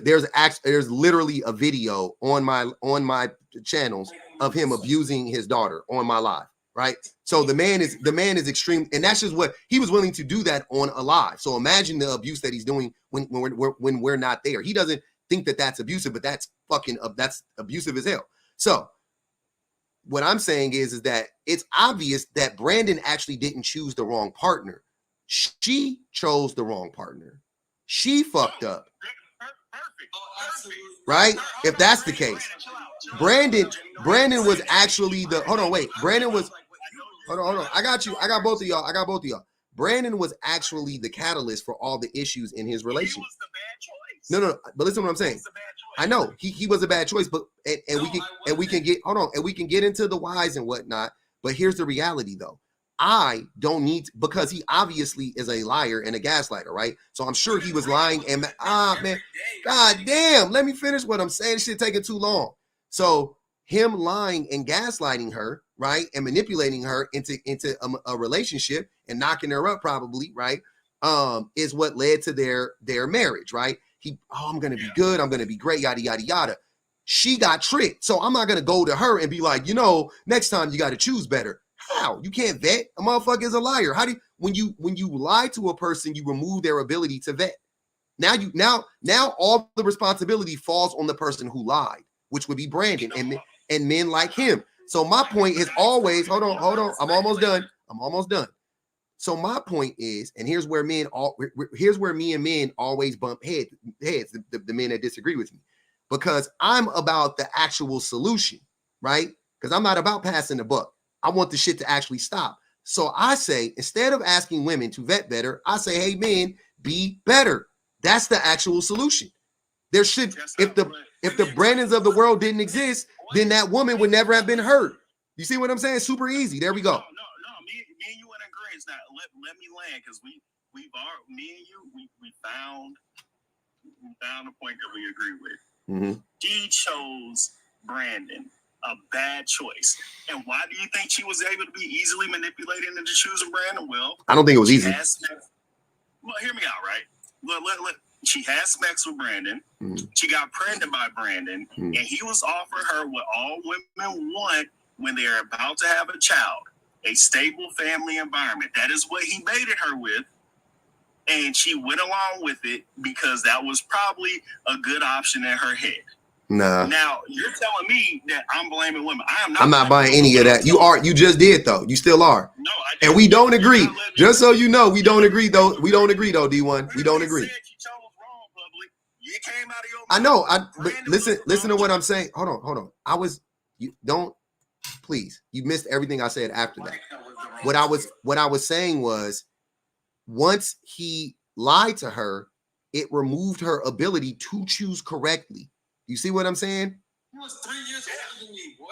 So what removed her ability to choose correctly? Because he lied. Because he lied to her. So now you remove her ability to choose correctly. He was the one manipulating me. Are you kidding me? Brandon, I get it. This is hitting close to home, but no, really, it's not actually. I can tell you what happened. You don't have to speculate. Hold on. Let me read. Hold on, y'all. Go ahead and land your plane, D1, because I got to read these super chats. Go ahead, D1. Yeah, Brandon, honestly, your story, your circumstance is really irrelevant to what I'm arguing. I just use it as an example, so you don't need to defend yourself. The thing that me and public agree on, right? According to his perspective of your situation, Brandon, you were the bad choice. Yep. And all I'm telling ladies they should do, not blaming them, what they should do is not allow. Let him finish. He was almost done. Say it again, D1. Damn. Go ahead. Not allow men to have sexual access to you. Because hear me out. No. Why are you so bro? You are way too charged on this. No, I'm not charged at all. If you want to spread misinformation, why don't you just say Brandon, if you let D1 go, and after I read these things, I know I got you. Hold on. I promise you, if you let D1 finish and you let me read these super chats without interrupting me, I will let you tell your whole story to us right now. I'm pretty sure you're just gonna kick me. I'm not gonna just kick you. What are you talking about? You only got $20 on your head, bro. I'm not gonna kick you. Go ahead, D1. Finish, please. What I'm telling is that we all know, me and you in agreement, that the primary thing that most men, regardless of their intention, one from women, is going to be smecks. The primary thing men use to manipulate women is their emotional connection that they create through smecks and the things that men say. And I'm telling women, the best thing you can do for yourself to protect your own peace, to protect your own happiness, is to remove that element out of any relationship you're dealing with a man until he meets your criteria. Now, D1, let me ask you a serious question real quick. How many women do you think don't understand the concept of abstinence? Like, how many women, just on some real shit, there's 530 people in here, there's 300 people on YouTube, right? I got about 840 people in these rooms, most of them women. How many women do you think, and I'm being dead, I really want you to think about this. How many women do you think you act with that message that you just that you just put out there? How many women do you think actually have never thought about that? Seriously. I mean, I think many do, but then I look at the number that only 17% of women are not engaging sexually, right? Yeah. So no, but I know, but I'm just saying that how many women do you think actually understand that? Like, what you're describing is abstinence. Abstinence also is not a cure for the problem. It's the same. That is a very antiquated American, backwards to me, approach to these things is to abstain. Abstinence is not practical. It's the same. Let's take it back to the McDonald's. Hold on. Let's take it back to the McDonald's analogy, right? Which essentially what you were doing was you were asking the people to abstain from eating McDonald's. And I'm telling you, that's not practical. It's not practical. Everybody doesn't want to get married. Everybody, you know what I'm saying? Like, and men, and no matter what, men are still going to lie. Also, marriage doesn't cure anything that we're talking about, because Brandon was married and he was still abusive. Now, let me read these super chats, and Brandon, I'm gonna let you go. I told you I'm a man. Okay, D1. I told you I'm a man of my word. Somebody go marry that man. He tired of getting carpet burn, giving it to that plastic doll. Keep hope alive, sir. Go make that heart. Go make love to that sock. Osa said, D1 King got sense, and he will remain married. I'm not done. Hold on. Finally, an honest one. Baby boomers, mind you, ask him if it was so great. Fathers make the most. What year were our G mothers granted alimony and divorce? We read that one. Most women did not live in luxury unless their man sung for Cadillac or Motown Records. Why did Brandon propose to an unhappy person? We read that one. Somebody married that man, D1 King. Okay, cool. Which men would just man up and tell their homeboys they want to be with them? God damn. That beat caught me off guard. To Nigel, appreciate you. If we go back, I'm going to a life of scamming men. Tiana Nicole, Brandon, $5. Had issues. He doesn't realize he was the source of her unhappiness. We got 25 on Brandon here. Tell men not to have smecks either by his logic. That's what I'm saying, Miss Chris. We got it. If we gonna do it, let's start with the boys. Men refuse to admit. Oh, also men grape, by the way. Men grape, men coerce, which is also great. Real quick. Men refuse to admit that men make bad decisions and they expect women to do their work, carry the load, and save them from themselves. Fuck out of here. Victorious one. Why didn't men talk to men about male shortcomings? Why don't men talk to men about male shortcomings? I have the answer to that. I'll answer it later because we got to get to Brandon. Honk said, men will get women they don't even like pregnant, so they need to stop this. They sure will. This is on Jerusalem and Brandon. God damn, Brandon, go ahead. 45 on Brandon head, they said, man. Hurry up, brother. The clock is ticking. Listen, I know you pretty much make money off of my pain, and that tells me about your character. So, okay, fine. I guess I'll just tell you this. I'll let you know the false consciousness in your arguments here. Number one, you're not exactly addressing the fact that women are just as sexually perverted as men. We are just as liable to commit as much atrocities towards men as men can contribute to women. And I don't think that you're entirely wrong by saying that she made the decision. I would say that I was incorrect in making my decision and vetting this person because number one, I was in the military. I was surrounded by men. I grew up in a house of all boys. I didn't know much about the female nature. I didn't know that they were just as violent or verbally abusive or sexually perverted as anything. I didn't know that world. So of course, if I'm going to wait, your wife was just as sexually perverted as you, and you couldn't make it. State of depression.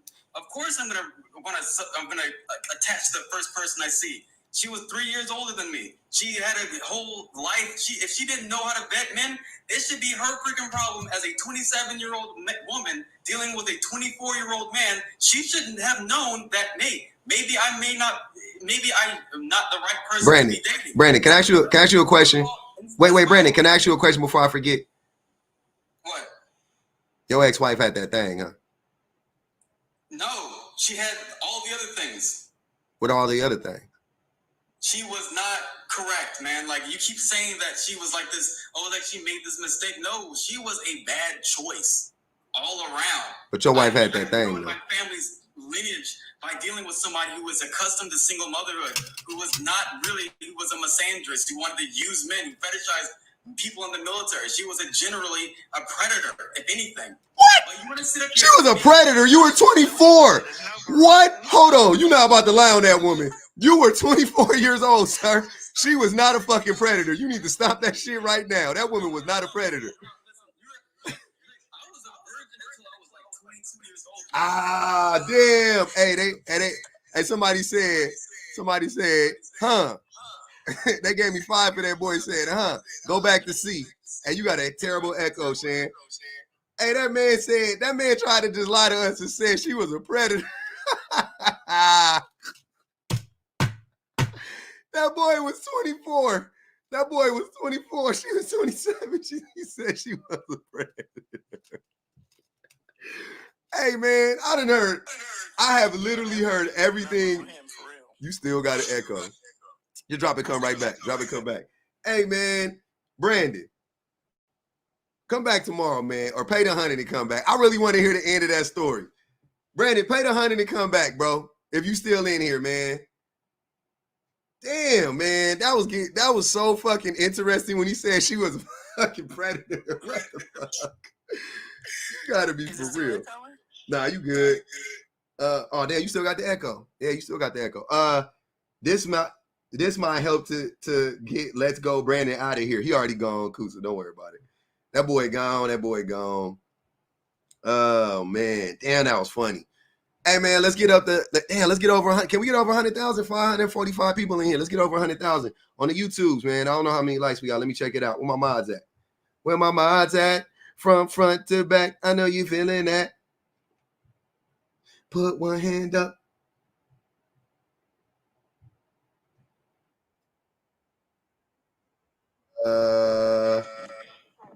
I don't know why it's echoing. My Bluetooth isn't on. Let me see. Still echoing. No, you know what? It might be me. At this point. We got G Vizzle up there. 108 likes. Let's get up. Let's do 300 likes on the YouTubes, man. We got enough people in here. We got 300 people in here. Let's get up to 300 likes on the YouTube. Let's get up to over 100,000 on Tiki Tac. G Vizzle, what's good, man? Based on the traction, what's good with you?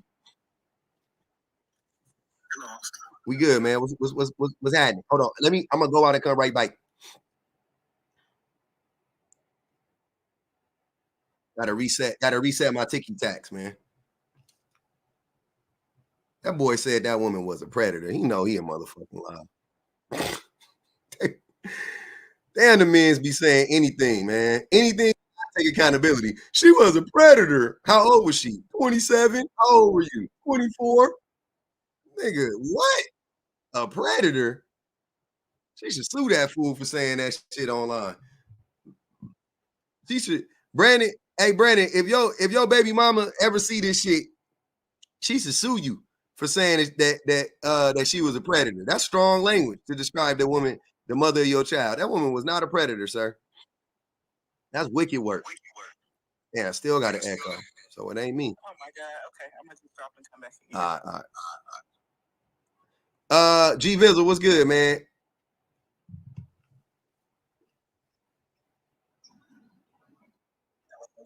What's happening, man? What's going on with you? What you want to speak on, family? Nothing. Except the fact that these women lied, man. What they lying about? They dating and having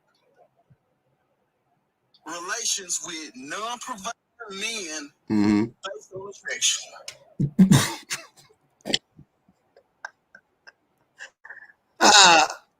Non-provider men based on attraction. Okay. Then they got the nerve and audacity to come on social media every day and talk about men need to be better. Hey, are you from the same? Are you from the same place that Deontay Wilder is from? Where is he from? I don't know. I mean, I would figure if you were from the same place, you would know. But y'all sound, because when you just said every day, that sounded like Deontay Wilder when he said to the day. You said it the exact same way. That was dope. All right, go ahead. I'm sorry.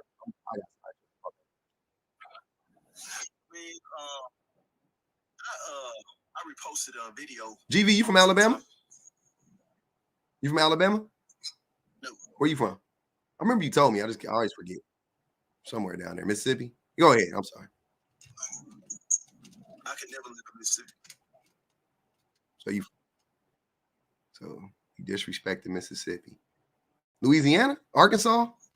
No, I'm saying I could never live in Mississippi because that's the most racist state in the country. I believe now that's true. That. See, I like when you start off with something we can agree on. Oh, Georgia, GV from Georgia. Okay, that's what's up. All right, go ahead, GV. I'm listening.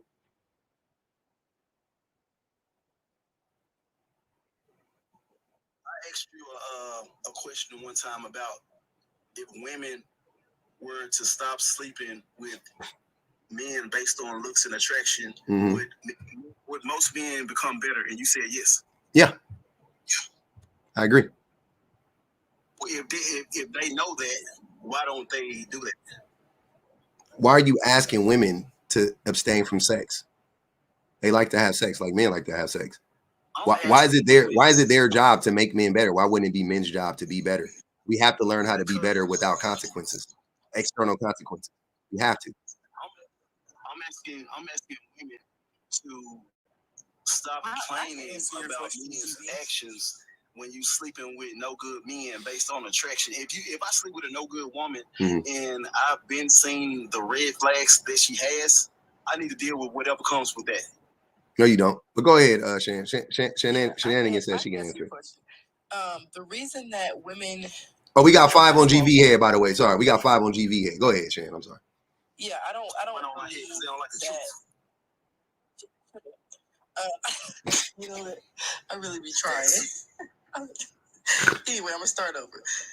I don't think that women are sleeping with a bunch of men based on just attraction, because we already covered this earlier in my life. Most of y'all not even attractive. So for real, most men getting laid ain't attractive. That's facts. That's for one. And for two, the reason it wouldn't women just stop sleeping with men until men, acted right or whatever y'all say, is because, like, I personally can do that, right? Me and I can have 20 friends and we all do that. There's still going to be another 2 million women for that man to sleep with. So you would literally have to get every single woman in the entire world. Because remember, there's passport bros too. Y'all willing to go overseas to still not be shit and sleep with somebody anyway. Sex So work would have to get every woman in the entire universe to be on one accord, on the same page at the same time, to stop having sex with men for however long it takes for y'all to get your shit together. And y'all are saying that would be easier than actually teaching men how to be better people and requiring it from them. Can we meet in the middle on this one? Can we say, because women are abstaining, I think it's a natural consequence to men. That's what I'm saying. That was my original point. There are women that are doing that. Yeah. But every woman is never going to do it. Yeah. So we keep getting more and more women that are saying we're not sleeping with y'all, we're not getting married, we're not having kids. There was a whole 4B movement that y'all were up in arms about, right? There are more and more women that keep saying this, and it's not making a difference. Y'all just go find a newer, younger, more foreign, whatever group of women that don't know better yet. And that's broke. No, a newer, younger, broker. It's like the opposite of the Papa John's pizza commercial. Yeah, GV, I'm not understanding. We already went through this, brother. But you trying to blame women for men abusing them is crazy. It'll never sit right with me. Let me read this one too. Most of women get their sex drive after being infiltrated by men. Stop the cap. So after women get abused, I guess they end up, sexually abused. I seen plenty of ugly deadbeat. Miss Chrissy said, I seen plenty of ugly deadbeats. Also factuals. Actual factuals. GV. I got a good example. Go ahead. A lot of women say that a lot of men lie to get with them, and but they still date them. Okay, if a man lied to a woman and he finally gets her with lying, once she sees the red flags, she should no longer entertain him. So they making excuses of why they still are dating the no good men that they are attracted to. All right. I don't want to. We already getting sidetracked. What do you think about traditional wives?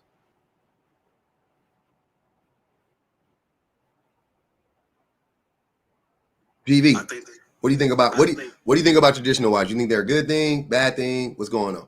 The men who want them, what do you think about it? I think the traditional wives are a good thing, but they are slim to none in today's modernism.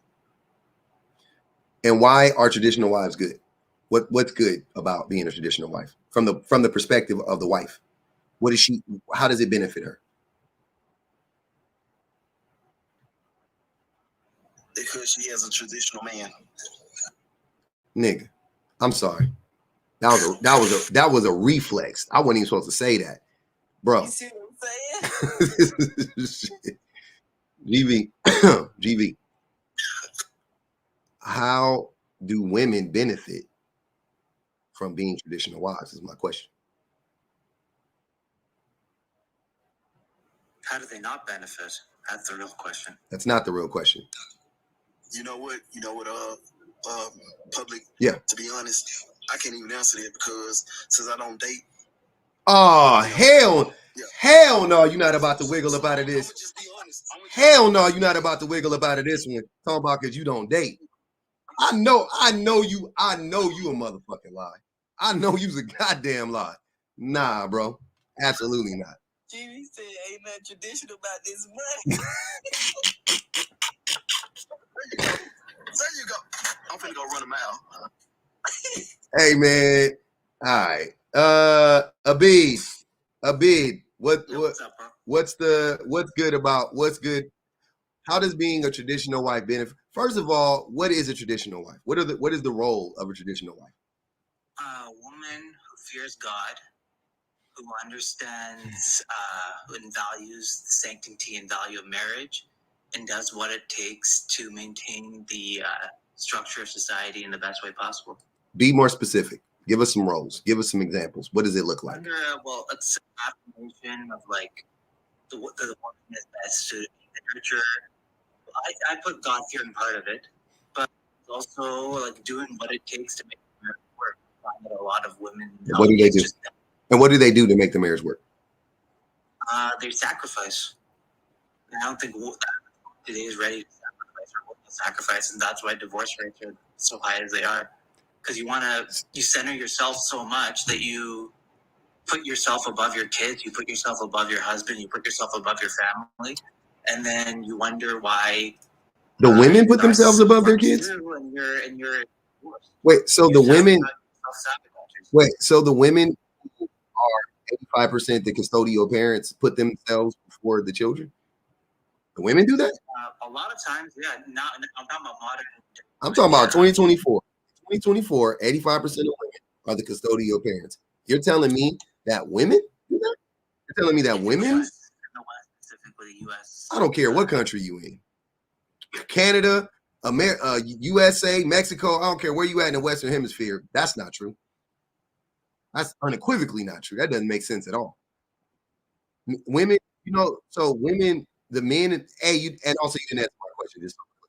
But women, and so before I say that, none of you you guys don't, I think you guys know what your idea of traditional women, right?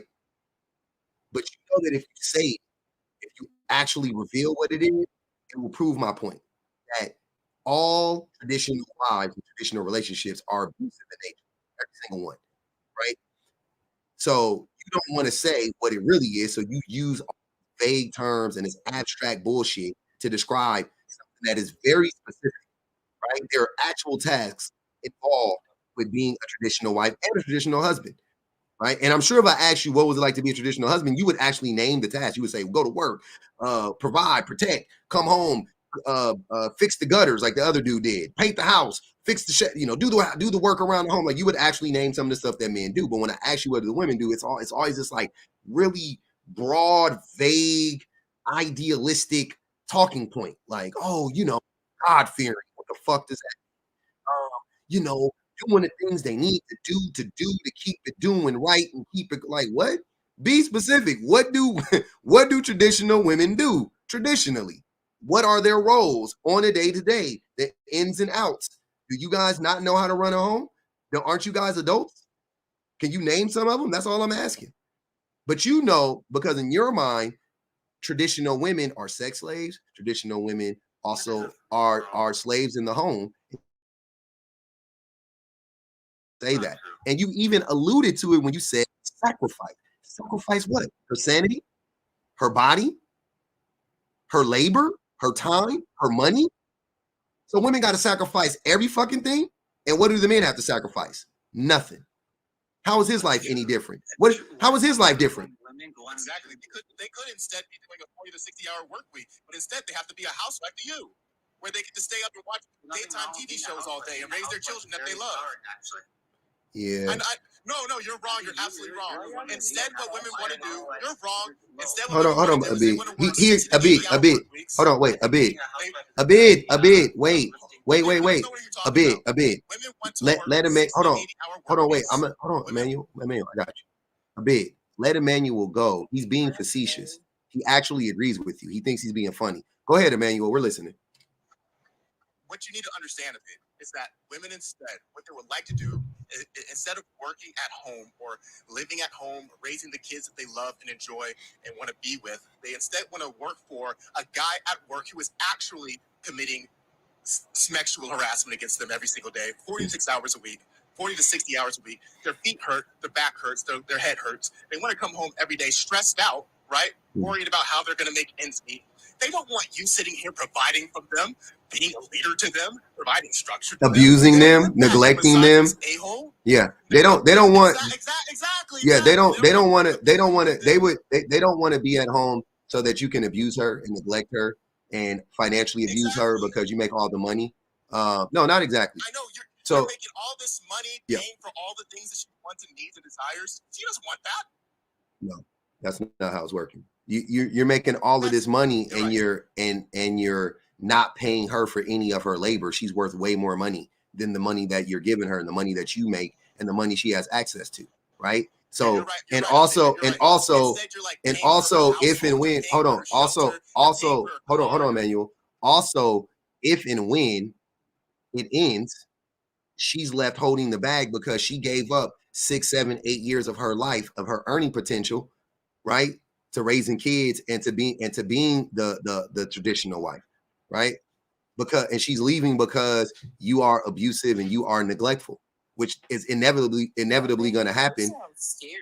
Like I'll work 80 hours on the railroad before I spend one night in the house alone with you. That's what I'm saying. Like this shit, you probably get fired instantly, honestly. And like so, and what they would rather do, right, is they would rather work for an employer, right, work 40 to 60 hours, right, and depend on the employer for finances, and then the employer don't depend on the employer. Terminate them. The employer can at will terminate just them. Like you can at will divorce them. Just like you can at will cheat on them. Just like you can at will give them an STD. Just like you can at will abuse them. The worst case scenarios can happen on either side of the spectrum, public offender, and you absolutely know that. No, I just blew up your whole look, Emmanuel. You trying to be facetious doesn't work with me because you're not good at it. But B, what I just did was I just blew up your whole talking point because it's worse the other way. The abuse at home is way worse than the abuse at the job, right? We're all abused at work, technically, right? Because we work in a capitalist society. They're stealing all of our labor, right? But women who have money and have access to their own money and have an education have more freedom than women who don't. Period. And Shan, hold on, wait, Shan. Who wrote that song? What was the woman? I can't remember her name.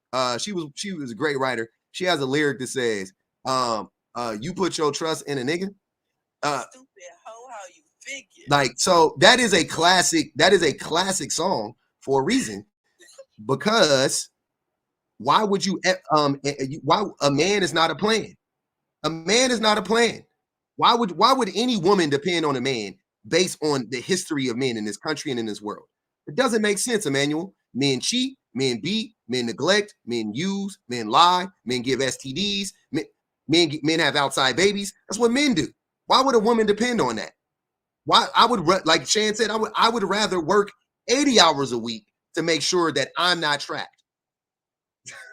So if you want to do what you want them to do, which is be a traditional wife and stay home and do all of that shit, you must be a better person. You must actually be that person. Offender. Yeah. Listen, I don't think women should change anything. If you genuinely believe, I agree with you 100%. If you genuinely believe that being with a man, being in a household where a man provides for you, where a man has the intent of being good to you, where the vast majority of relationships, a man's good to you. You breaking up real bad, Emmanuel. Being a provider to you.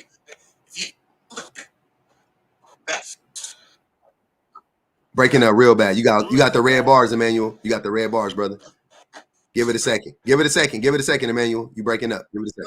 But imagine if somebody came to you as a group of men and said that your alternative is go to work and work in, the capitalistic society that we live in, or go to prison. The prison is a nice prison. It's the nicest prison we have. They've got comfortable beds. The guards are generally pretty nice. But, it's still a prison. You can't leave whenever you want because you don't have the money or resources to do that. Sometimes the guards get a little upset. Sometimes they might not be super fair, but it's the nicest prison in the entire world. Do that or continue to go work at your job. I'm working. Come on now. 99.9%. I'm fucking working. Men are going to choose. You lost me at prison. I'll try my chances with the job. You lost me at jail and prison. I'm out. It's very misogynistic. Yeah. What? It's misogynistic. It's very misogynistic. What was misogynistic? Y'all love to use words out of context. Being a traditional wife to a prison. It is a That's prison. Not what I said. No. It is a prison. Y'all want where BPG at when you need her? Y'all want cellmates, not soulmates. They put 5 on the manual expeditiously. They said y'all want cellmates, not soulmates. Emmanuel, are you there? Is your wife, is your service better? Let me see.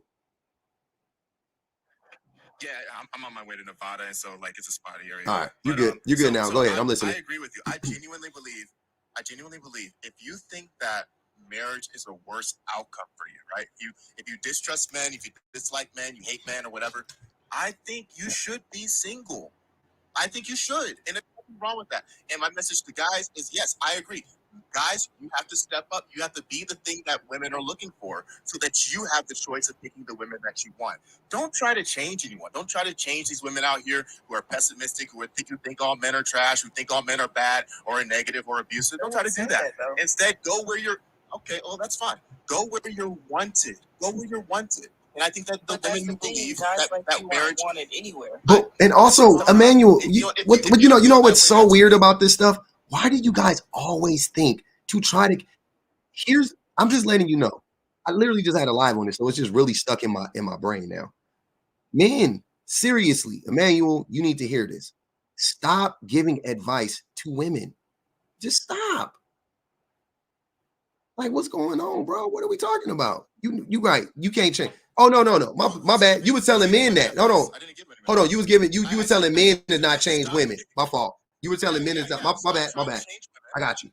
Let them be who they want to be. Yep. If they're disinterested in marriage or you or whatever else, I don't see what there's to disagree about with this. Let them be where they're at. And then men, raise your standards up. You need to be a better person for the women that you want, so that you can present yourself to them and be the partner that they need you to be. Yeah, and that's the if you believe that, that's the disconnect. That's what we need to do. Men need to be better. The women are waiting for the men to step up. If you want a traditional wife, which I get, I don't want a traditional. I never wanted a traditional wife. You know what I'm saying? Stay at home mom, like, there's other terms you can use, whatever. I definitely, my wife stayed at home and she did a lot of the traditional stuff, but like, I'm not. Yeah, I don't need a traditional. Like I want my wife to be happy, and traditional wives, the vast majority of the time, were not happy. I can't think of an instance where a traditional wife was actually happy, unless that, every single traditional relationship is abusive in nature. Every single one. There's not one where that's not the case. I think you're playing fast and loose with the English language, but that's fine. Traditional relationships, it's not just literally, because like he said, his wife worked from home at some point, or not work from home, but was a stay-at-home. She did work from home too. So just because you are a stay-at-home mom or you're a housewife or whatever, that doesn't automatically make your dynamic a traditional relationship like all. That alone. So that for anybody who's thinking like, oh, I'm happy and I have a traditional relationship because I'm a stay-at-home wife or I'm a stay-at-home mom, just that dynamic alone doesn't make your relationship dynamic traditional. Not even a little bit. What makes it traditional to you? Go ahead, Shan. You can answer that. I've answered it like 3 times already. Yeah, just being a stay-at-home mom or a stay-at-home wife isn't traditional. What makes the dynamic traditional is if there's this hierarchy between you, meaning, oh, the man is the leader, the woman is beneath him, the woman is required to be submissive, the man is, automatically in charge of everything just by default of being the man. It's usually a power dynamic that exists within the relationship. He usually takes care of the finances and has control over it. She doesn't really have a way out if she wanted to, because she not only works at home, or not works at home, but stays at home and doesn't work. She also doesn't have access to her own funds. Like, the only money that she has is the money that he chooses to give her. Like, there's a lot of other dynamics around the power structure that makes the situation traditional. Not just also, a woman that doesn't go to work. Also, traditionally, women didn't have reproductive rights, and when I say that, I'm saying like the men could literally grape them and get them pregnant, traditionally, and that happened a lot, and they had little to no protection when it came to physical abuse. Nobody really has any protection when it comes to emotional abuse, except for kids, I guess. But yeah, women, adults don't really have any protection as it pertains to emotional abuse and financial abuse. Right? You can't call the cops because your husband is financially abusing you. Even if you did, they probably wouldn't do anything 9 out of 10 times, 99 out of 100 times. And that's what traditional relationships look like every single time. Like, there was an imbalance of power in not in every single time the man took advantage of it. If the man didn't take advantage of it, then the relationship wasn't traditional, right? So just because the relationship was old, just because, it was your grandmother's and grandfather's relationship and it started in 1945, doesn't make it traditional. If your grandfather was coming home and was cooking and cleaning and was helping with the kids, then it wasn't traditional, because that's not a traditional relationship. That's not what the men did, typically speaking. They spent little to no time with the kids. They spent little to no time with the wives. Their time was their time. They went to work. They came home. They got a beer. They got their dinner. They sat in front of the TV. They watched their TV. They didn't talk to their kids. They ignored their kids. They neglected their kids. And then when their kids got out of line, they abused their kids. And their kids will be walking on eggshells. The wife will be walking on eggshells. They never gave the wife any reprieve. She never got a break. They never were like, I'm going to take today I'm taking the kids, and watching the kids. Come up, Texas. We'll mute you for the live, but you can come up after if you want to get unmuted, you're more than welcome to come up and get unmuted. But yeah, so why do you believe that those were the predominance of traditional relationships? Because that's what the women said. That's what the stats said. I know the law said that too. So the law said what? The laws didn't protect women from sexual violence or physical violence. So you're saying tradition can't exist without physical and mental abuse? Say it again. You're saying traditional marriages can't exist without physical or mental abuse? None of them did. That's my point. Every single traditional relationship was abusive. 100% of the time. Every single time. They were financially abused, emotionally abused, physically abused of some kind. I'm not saying every man beat, don't get me wrong, or every man great. I'm saying every traditional husband abused his traditional wife. Every single one. And I'm doing best to make a steel man of your argument of the case that you're making. So you're saying that relationships that existed where there was not that kind of abuse, right? Where there wasn't that kind of overt power dynamic where the man was basically, I guess, the threat of violence out of the home, right? Where if you said the wrong thing, you basically get the Uncle Ruckus slap in the face, right? I just said you don't even have to do that. The food wasn't prepared on time, then he's gonna. I just said remove that from it. Remove the physical violence, which was prominent, but the emotional violence. I'm sorry, the emotional abuse, the neglect, the way that men used to neglect the women and the children, off the charts. Off the charts. Ask boomers about their parents. Have you ever asked your mom or your dad about their parents, about the silent generation? I was raised by a boomer. I also hella neglected. They used to have to run commercials. For my generation, they ran commercials to remind the parents to hug their children today and to check on their kids and make sure they're in the fucking house at a decent hour at night. They called us latchkey kids for a reason. We were extremely neglected. Their generation also by the fathers, extremely neglected. Sometimes by the moms too, often by the moms, but definitely by the dads.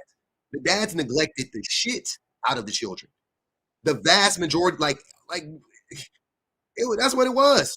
That's what it was. And then you want to talk about the imbalance in labor, right? Because men went to work and they came home and they did nothing. Women were working 14, 15, 16 hours a day. They were slaves. They never got a break. They never got a reprieve, ever. There was always an imbalance. That is a traditional relationship. The man goes out, he makes the money, he pays for all the bills and all of that stuff. So he controls the most important resource in the home, right? Which is the finances, right? And automatically off the rip, it creates an unstable imbalance. Go ahead, Emmanuel. Why did the men control the resources or the income? Because the system was created by men, and that's what they did. It's so funny that people will say women, this is the natural position of women. If that were the case, then why did y'all have to create laws to lock women out of working? When the men went to and this is the best example I can give y'all. But during World War II, when the men went off to war and the women were working in the factories, when the men came back, the women didn't want to leave. They were already working in the home. Revolution. Prior to the Industrial Revolution, why were men the primary income earners? Because of the system. Because only men can make what do you mean by that? The laws that were in place. Women couldn't work legally. Yeah, women could work. Women absolutely could work. Hold on, wait. But I'm asking you. I got you. It's like saying this. Even if a woman could work, right?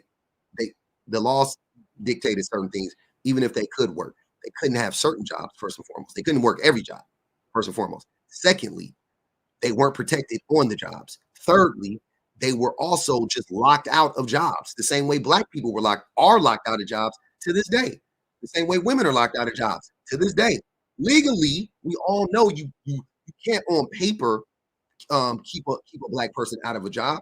But if a white man is doing the hiring or a white woman is doing the hiring, they just gonna hire somebody that look like them, right? Would you say that the majority of jobs prior to the Industrial Revolution were predominantly manual labor? Yes. Black women work, by the way, the whole time. Black women always work. Women work. Yeah, that's what I'm saying. Women work. Women that's a common misconception. Women 100%. They work. They weren't paid like men, Emmanuel. The predominance of wait. You think occupied by men? Yeah. Because only men could do those jobs. That's not true. Because hold on. That's not. Wait, Emmanuel. That's not true. Before the cotton gin, this before I know, but that's not true because women were in the cotton fields with the men. It wasn't like only Yes, the. they were also. Yeah. I'm talking. There were other jobs besides the cotton fields. Plowing. There were lumber jobs. There were jobs building railroads. There were jobs. Women could do all those jobs because they could do all those jobs today. They were locked out of those jobs. They couldn't do. They could. Not do smithing at the same capacity as an adult male. Says who? They just couldn't. You're just making that up. That's just not true. It's not. It's just not true, bro. Have you ever looked at? Yeah, I know. I'm not a blacksmith, nor are you, right? And I'm telling you though, one thing I know. I know. I just said neither one of us are blacksmiths, right? So to make this assertion that Emmanuel, listen to what I'm saying. If there are female blacksmiths right now, then there could have been female blacksmiths back then. But the reason there weren't was it's not modern tech. They're blacksmiths. They're doing the same shit. No, they're doing this, sir. I'm telling you, I've seen it. No, you're making up stuff. I'm telling you, I've seen female blacksmiths do the exact same shit that they were doing during medieval times. The exact same work. It's the same thing, right? They're doing the exact same work with lumber. I don't know about female lumberjacks. I don't know.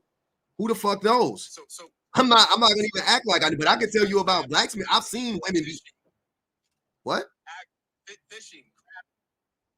Women can do all that stuff. Women can do all of that stuff, yeah. Women can or women are optimal for that stuff. It doesn't, sir. You're not making the right point. Hey. Hold on. I gotta let Teddy out. Jobs have historically held by men. Yeah, they were historically dominance of breadwinners. Hold on. And also, wait, Emmanuel. If men were so good at these jobs, why would they need to create technology? If men were so great at blacksmithing, hold on, Emmanuel. If men were so great at blacksmithing, if men were so big and strong when it came to plowing and shit, men couldn't do those jobs either. That's why they had to create tools to make the jobs easier. Because men also were not built for those jobs, sir. That's why they built that. That's why that was the push for it. Men were dying in the fields too. They were black slaves used to work till their tendons snapped off. We would literally work till our tendons snapped off. The men. Struggle has always been the impetus of innovation. That's always been. That's irrelevant to what I'm saying. Is to make things more efficient. Well, no. What you're saying is because they struggled, that refutes my argument from being that women couldn't have struggled too. No, the reason why they were innovating was in order to make their struggle more efficient. So either men were struggling, even full-grown men who had those jobs for their entire lives, from apprenticeship to mastery, were struggling with those jobs. Let alone women who, by contrast, are not as physically capable as men. Yeah, until the industrial revolution. I hear you. Until the industrial revolution. No, I hear you, and what you're saying is incorrect. Women did, especially when you talk about in other not in mass defender. In mass, yes, in other societies, they the predominance. Sir, that doesn't mean the predominance. Look, what I'm saying to you is, listen, Emmanuel, stop. What I'm telling you is, bottom line, I'm going to just make this easy so we can move on. Men blocked women out the same way white people blocked black people out. So when you talk about jobs, let's use your same logic. Why aren't there more black astronauts? Why aren't there more black engineers? Are we just dumb? Are we just stupid? We're just not built for. We're just not smart enough to be engineers, huh? That's what it is. Yeah, there's a law that says astronauts. Could you tell me what the law is? According to you, there's a law. No, that's not what I'm saying. Don't gaslight me. That's not what I said. That's stupid. Nobody ever said that. You're being willfully obtuse. It's not what I said. I'm saying exactly. Listen, man. If you don't understand it, I'm saying it plainly.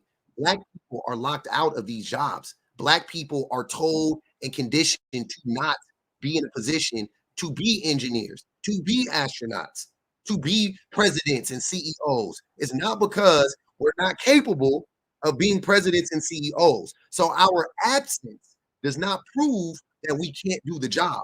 The same way women's absence in these fields doesn't prove that women can't do those jobs. It just proves that the people who have the power are locking you out. That's what I'm trying to tell you. So stop with this fucking lie about like, oh, women couldn't do X, Y, and Z. They most certainly could. What are you talking about? You're just making shit up. Like, what do you mean? Women can do whatever. You talking about the same people who give birth? You're saying that they couldn't fucking work in the fields? Knock it off. You talking about Serena Williams who won a fucking who won a major tennis event while pregnant? You saying that Serena, she couldn't do it. What are you? Serena's stronger than you. What are you talking about? But I do appreciate the conversation with you, public offender. It's been respectful. We disagree. Hopefully, I can disagree with you again. I don't want to dominate your panel or whatever. But too late. I appreciate the discussion. I appreciate you, man. Thanks. Thanks for coming up. All right. Maud said, men struggle on jobs they're optimal for. What? Or she said, what? Men struggle on jobs they're optimal for. Exactly. That's what I was saying. Go ahead, a bit. Race or gender.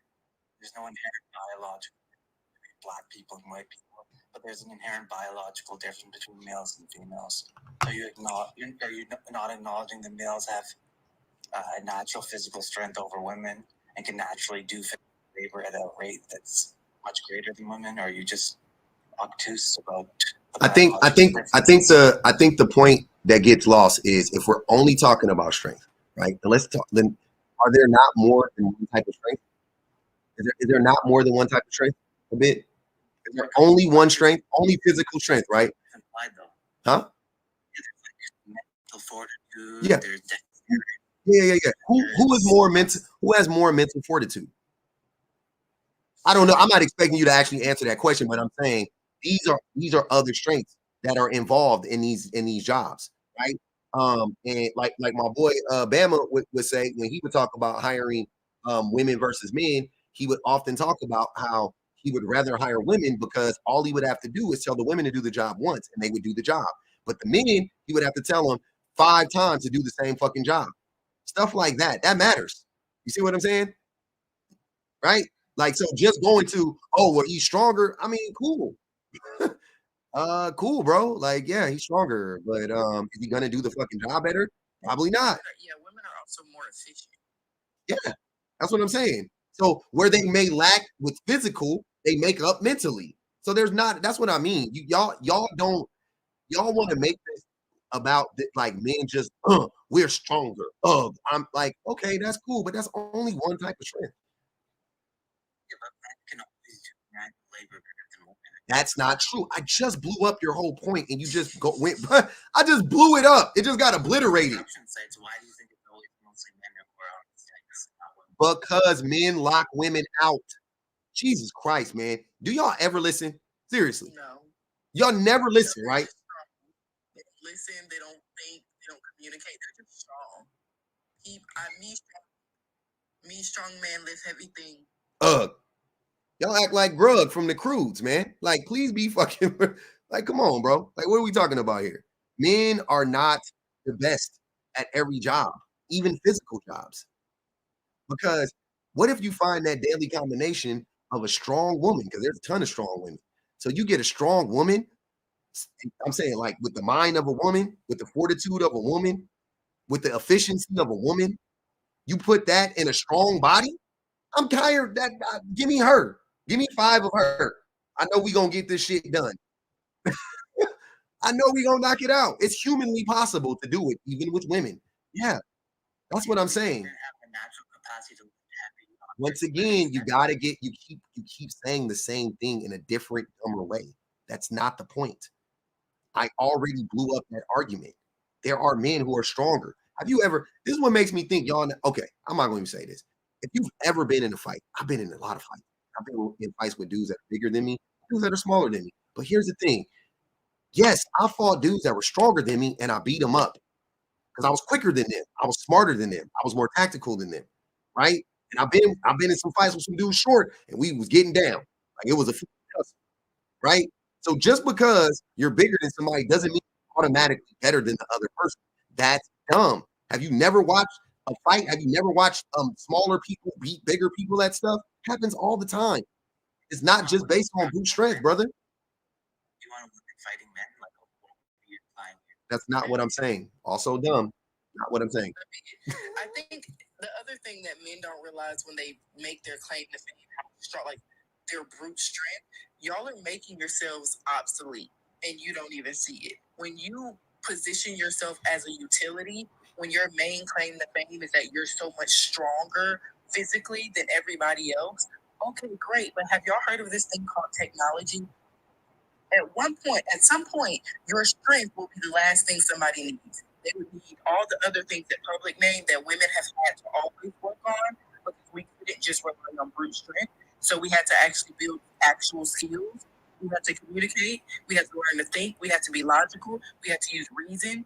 We had to do all of these things because we couldn't just depend on how heavy I could lift some shit. Yep. That's why women were better hunters too. Technology in the modern era, when your brute strength is the best thing anybody is going to need eventually, what are you going to be good for? And what will be? And also, Shan, you know what's crazy? I just thought about it right now. The fact that nowadays there is all of this technology and women could do the jobs now, right? But that they're still not doing the jobs. Doesn't that tell the story? Look now, you want to make the point about 1924, 1824, or whatever. I'm not even. Let's say I concede that to you, right? Then explain 2024. Why are women not in construction now? When now it's the easiest time ever to do the job. Women can do the job now too, right? Because all of this. Women prefer to not get their hands dirty. Now you're lying. See what I'm saying? Now you're pivoting. Now you just make. So before it was they're not strong enough. Now it's I broke a nail. Says who? Says what are you talking about? Once again, you talking about the women, the very same people that birth children, the very same people that go to that lug a child around on a boob for fucking 2 years and do all the work and get everything done. Those same women are like, oh, I don't want to get dirty. What? What are you talking about? Like y'all just be making up shit. Be so fragile and weak. Y'all don't think we can take a punch from your ass. That's not funny, Shan. Why did I laugh? Saying, like, come on, I'm tired of it. That's not funny. Why did I laugh? But that don't keep y'all from abusing us. It don't keep y'all from cheating. It don't keep y'all from mentally and emotionally breaking us down. Clearly, y'all think we the strongest people alive. Yep. Now. Let me read this super chat. Guava said, Emmanuel is envisioning a petite woman in a position of a lumberjack or smith. Imagine a Miss Trunchbull or Rasputia. We are strong as fuck. Exactly. Same goes for the men. A bid is not a lumberjack. You're not built like a lumberjack. You know what I'm saying? Like you're just a man. I know. So that's what I'm saying. You're just a man, though. But there are women who are better lumberjacks than you. There are women who will chop lumber way better than you or I. You see what I'm saying? So just to assume that like, oh, well, I'm a man, I could do it in her, that's sexist. That is sexism 101. That's wild. Lady Les, I appreciate you. She said, thank you for the patience. $100, whatever that's called, Cash App. Love that. Hey man, Dre, what's good with it, family? Hey, what's up? You chilling, bro? You chilling? Yeah, I popped in like midway through. Uh-huh. Just listening in. I heard a couple of good points from Emmanuel. Like I said, I jumped in midway. What points did he make that was? What 2 points did you hear from Emmanuel that was so good? Let's start. Oh, let me read the super chat. Then I got you. Nikki Allen said, if kids could work then, women could have too. Exactly. Babies were fucking chimney sweepers back in the early industrial age, and black children was definitely working. They wasn't just running around being little free black boys and girls on the plantation. they was working. Go ahead, Dre. I know when I first came in, it's as of right now, I can't recollect verbatim or even like some of what it was when I heard it. I know BS when I hear it. So let's go. So let's start over then. Wanting a trad wife is 100% misogynistic. Do you agree or disagree? Mm-hmm.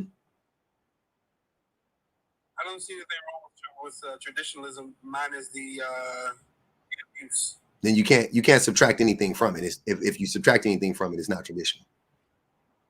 Well, I think abuse like Steve is not a part of traditionalism. It's just the bad characters of a lot of men that just got blended in with what the ideas of what traditionalism is supposed to be.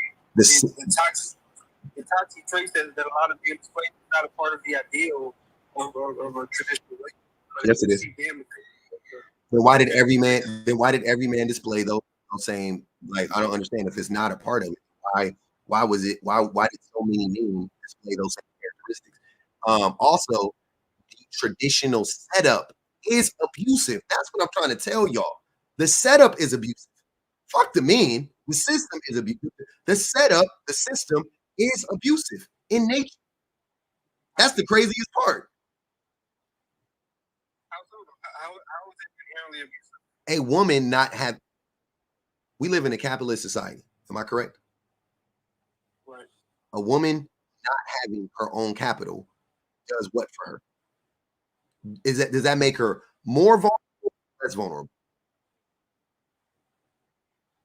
It can make you more vulnerable. It will make you more vulnerable. 100% of the time, you're more vulnerable. Doesn't matter how good your husband is, you're still more vulnerable than a woman who has her own money. 100% of the time. So right off the bat, it's abusive. That's abuse of power. Right? You want to go back even further, way back in the day, women couldn't vote. It was 1 vote per house. So you had to be married to vote, technically. It's another way it was abusive. That is traditionalism. That's what I'm talking about. It is oppressive for women specifically and children, but specifically for women. The whole system is. And as soon as you separate a part of it, then it's no longer tradition. You see what I'm saying? So if you say everything, traditionalism is great, but husband's got to help out more. That is not. As soon as you say that, it's not traditional. See what I'm saying? It's something else. Everybody has their own experience, has their own perspective on it. But I know a lot of older. I came around older people. A lot of older women, men. Their dynamic. I know, like let's say the man works, the woman is restricted from doing something. Okay, cool, I get it. That shouldn't be like that. But when it comes to the man going out and work, he will bring back home the money. But the one who had control of the accounts of the money and making decisions, whatever she wanted to do, that was his wife. So on one hand, you can look at it as restricted, whatever. But on the other hand, she has like unlimited, like do whatever you want to. Like, hey, send this to Jenny. We need Jenny in here for Jenny, so Jenny can tell her story again. That's not the case. They didn't have control over the finances the majority of the time. Well, I can't speak to the majority. I'm saying have you ever seen the show The Jetsons? I'm a millennial. I'm old. But they're in the intro of The Jetsons, right? Meet George Jetson, doom doom doom. His boy Elroy, doom doom doom. Daughter Judy, doom doom doom. Jane, his wife. Remember when it got to Jane, his wife? She would have to ask. She was literally in the cartoon. She asked for money, right? He tried to give her $2. She took his whole wallet, but she had to go through him to get the money. Like the nuggets are there for y'all to see. I know they go, oh, that's a cartoon, but why would they put that in a fucking cartoon if that wasn't? She didn't. If she did, then she needs money. What are you talking about? She needs money. I'm saying, if you use the concept of like what I remember, she didn't. She had to get it. How did they get the things that she needed, sir? That's what I'm asking you, Drake. How would they get it? How would she get the things that they needed? She would talk to her husband. So she didn't have everything she needed. She had to ask her husband for everything she needed. She's the one in charge. She wasn't in charge, sir. Y'all, how are you the person in charge if you have to go to a person and ask them for money? How are you in charge? Are y'all serious? You have to go to a person and ask them for money, but you're in charge? How does that make any sense to you? That's being in charge. Even in those old cartoons like the Jetsons or the Flintstones, Fred he was making the money, or the guy for the Jetsons, he was making the money. But if they wanted to do something, even in those cartoons, you would see them come to their wife and they would discuss what they wanted to do. And I did it. Like even though they were the great winners, okay, I'm the man, I'm going to do what I want to. It was still a conversation between the husband and the wife. So it wasn't just a dictatorship where I do what I want to. It most certainly was. And also if you go look up Married with Children, I Love Lucy, All Family, all abusive relationships, every single one. Every single one, the relationships, the men were abusive. Homer Simpson. I just posted a clip. I remember watching this shit as a child, being like, "What the fuck is wrong with Homer?" Like I literally that's why it was so ingrained in me.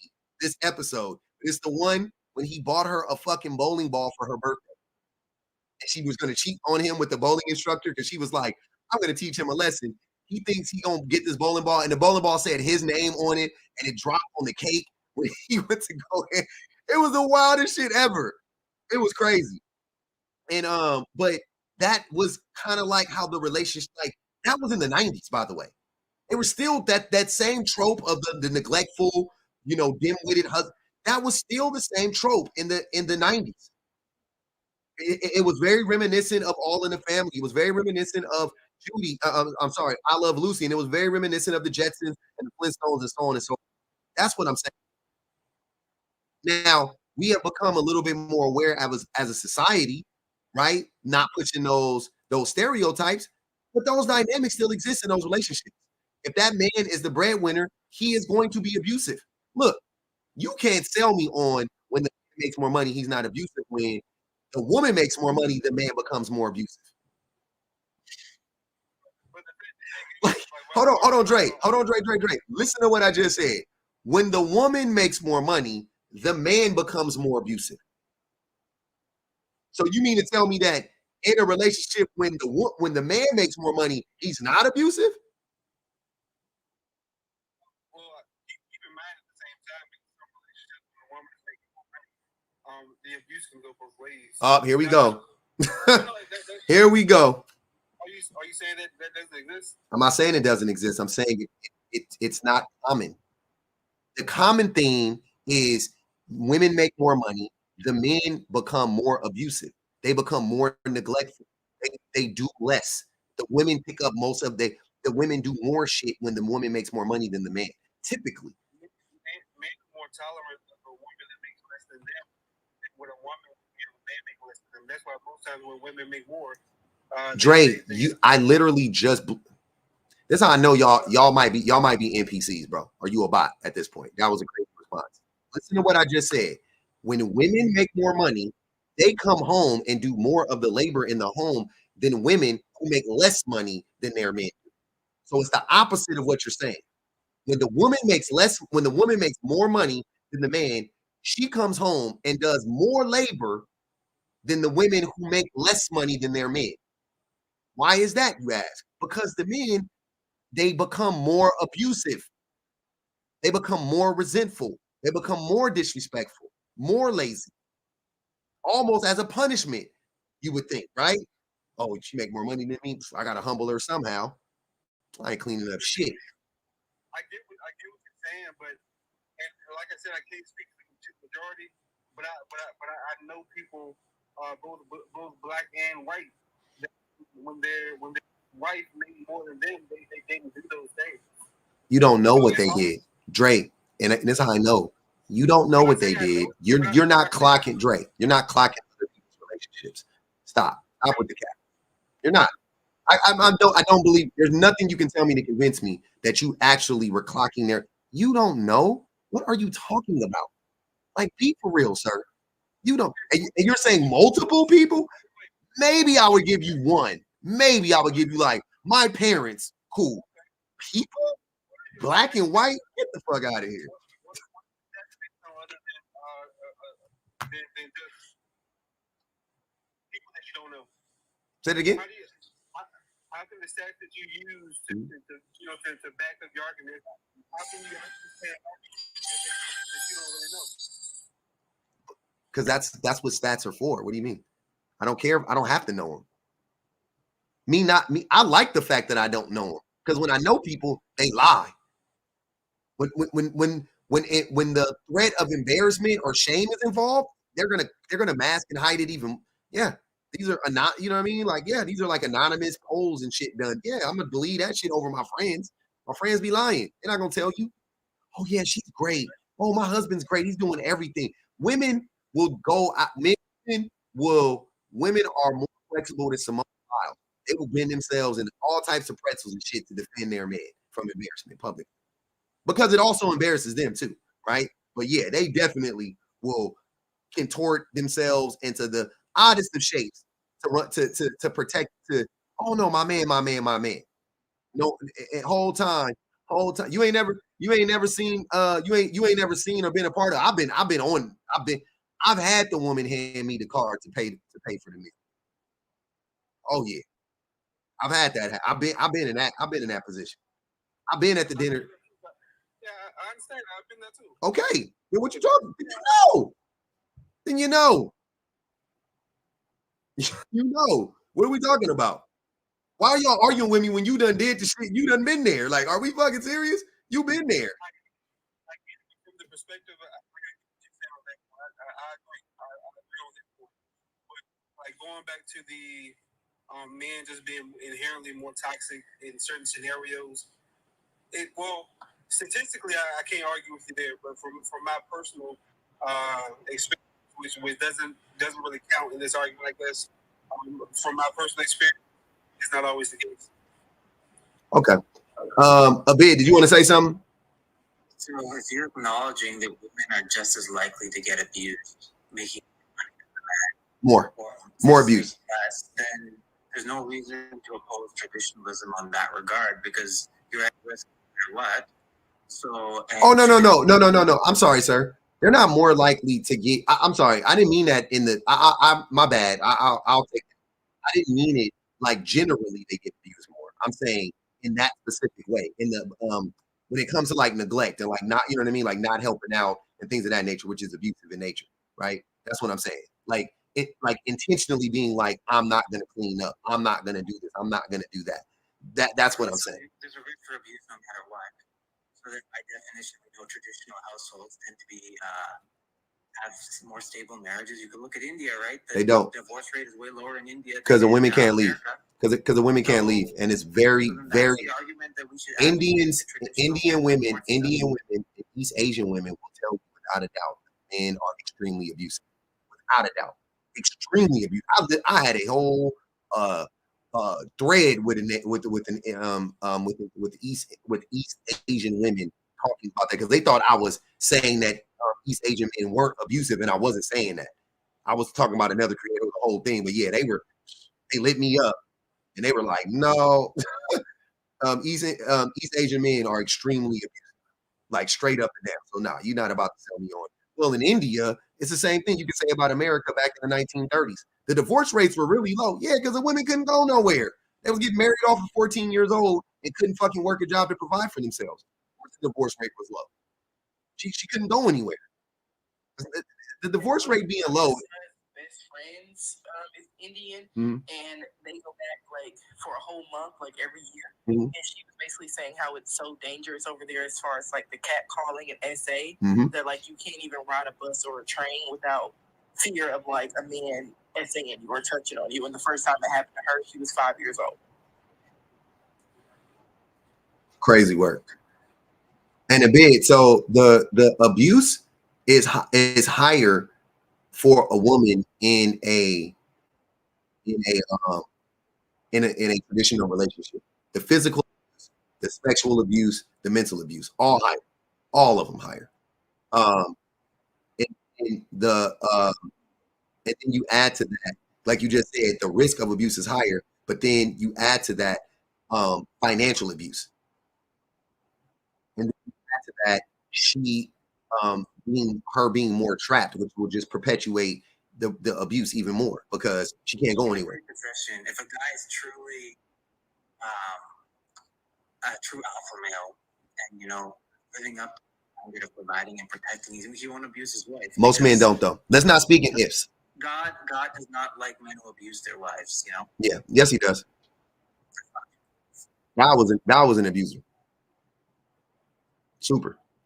Well, anyways, let me I mean, I don't know about the Christian guy, definitely super abusive. Yahweh or whatever. Super. 492 views that you have here. Mm-hmm. Don't forget about the 307 on YouTube. Go ahead. Oh, I didn't even know you were live on YouTube. Oh yeah, brother. But 490 live viewers speaking.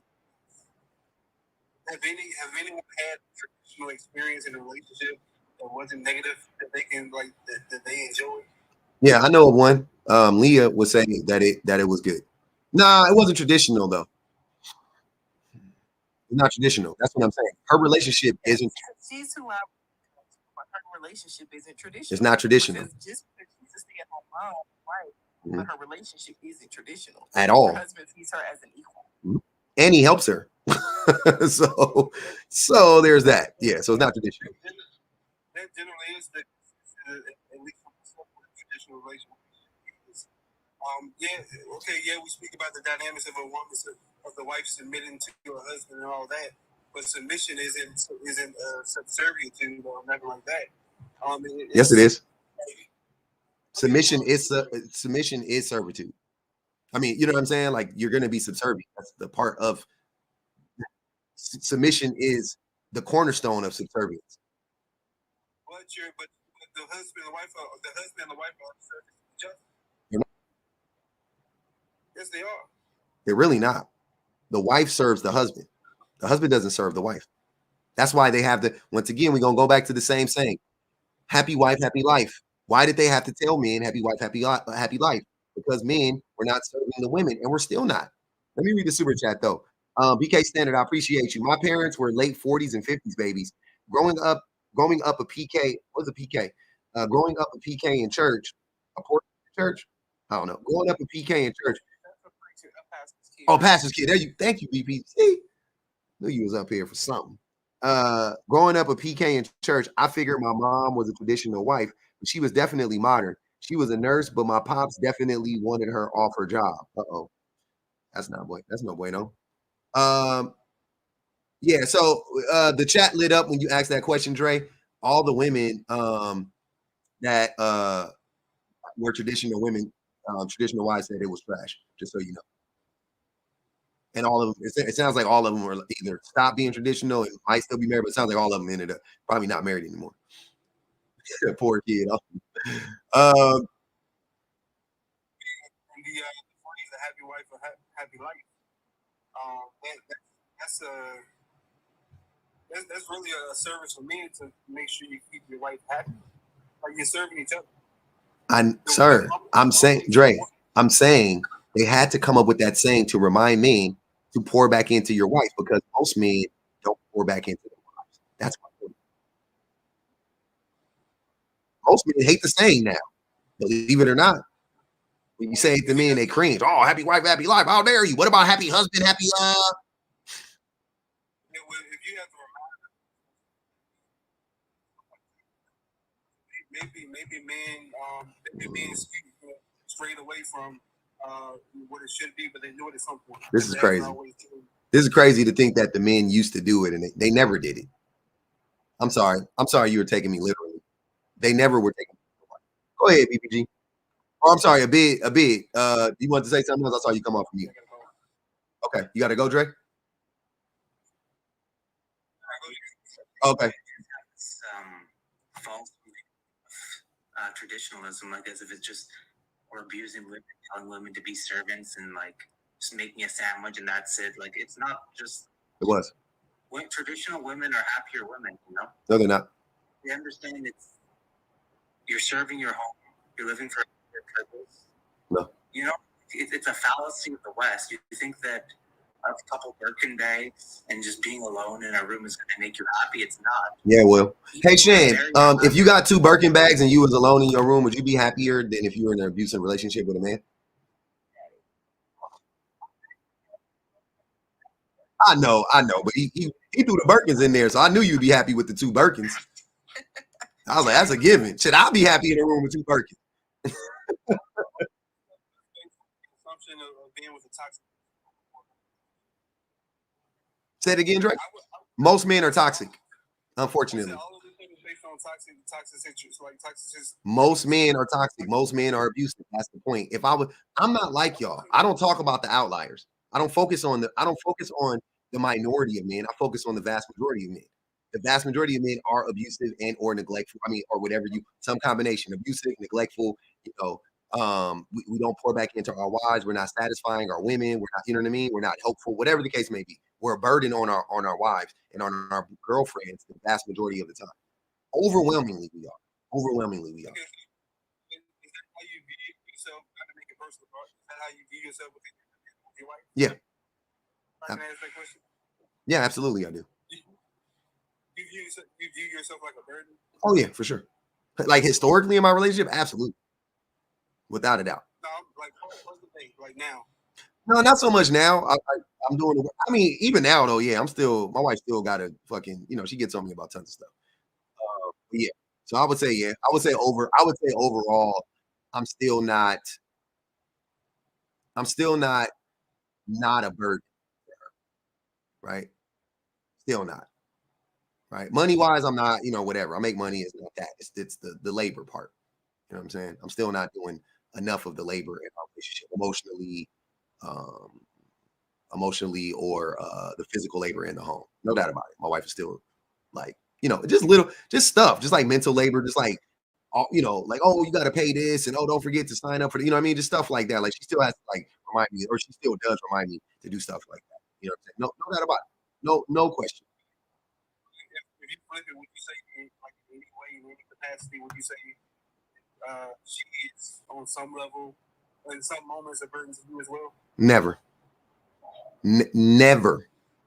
And I'm not being, I want to say this with every bit of my being. My wife has never been hurt.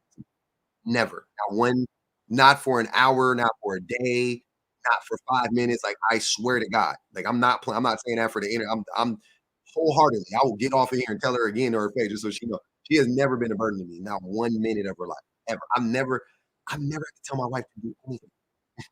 That shit is crazy to think about, considering how many times she has had to tell me to do shit. I've never had to tell my wife to do anything, and she is 5 years younger than me. Now, maybe maybe my situation is extreme. Maybe men can come here and say, no, my wife, da. Cool. I'll leave that to y'all. But if you're asking me about me, never. Not one day. Like, we're all humans, and I'm sure your wife is amazing, just from a human standpoint. Sometimes I forget stuff. Sometimes she may forget stuff or whatever. It's just like from a human perspective, we can all mess up. So that's where I was coming from with that. Like, at some point in time, we can all be a little bit of a nuisance or a burden to each other or whatever. But I don't know about that one. Let me read the super chat. And Tinley said, hold on, we just came to Nigel. Hold on, let's see that. I miss Love One. I read that one, Love One. What you talking about? Our G mothers usually got dressed up once a week on Sunday. Oh no, I didn't read that one. I'm sorry. You're right. I thought I read it. Our G mothers usually got dressed up once a week on Sunday to go to a place run by a man whom told them weekly that the downfall of everything is their fault. Has anything changed to date? That's a great question. No. Unfortunately, no. And you're seeing it right now. Like I will never let the cult convince me that my wife was a burden. Because that's what a lot of men like to do. A lot of men, and I've had this happen a lot of times, and you're not unique when it comes to this, right? I have had conversations with men where I'll be talking about my wife, like similarly to the way that I'm describing her now, and they'll be like, "Oh, but so she never da da da da da." oh, so you mean to tell me she just did it? You know what I mean? I'd be like, yeah, she never.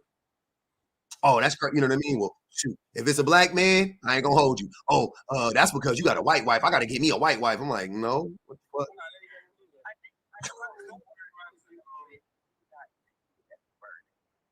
A lot of what men call a burden is their wife trying to make them a better person. Like Yeah. their wife holding them accountable. Their wife like making them see where their flaws are and be better people.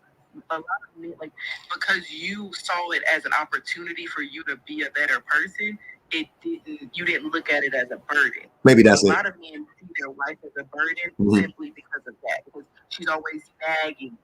She's always bothered about something. She's never satisfied. She's never happy. All of that is code word for she's always trying to make me accountable. Yep. She's always trying to make me a better person. She's always raising the bar and raising the standards for how I show up in this relationship. To get burdensome to me because I don't want to do any of that. Fact.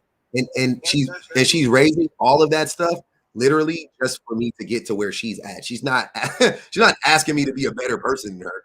She's not expecting me to be a better person than her. She just wants me to be. She's like, can you match me though? Because if I can, I'm not gonna even hold y'all.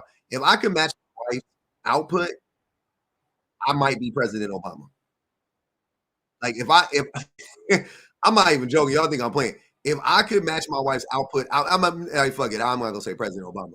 I would be a completely different person.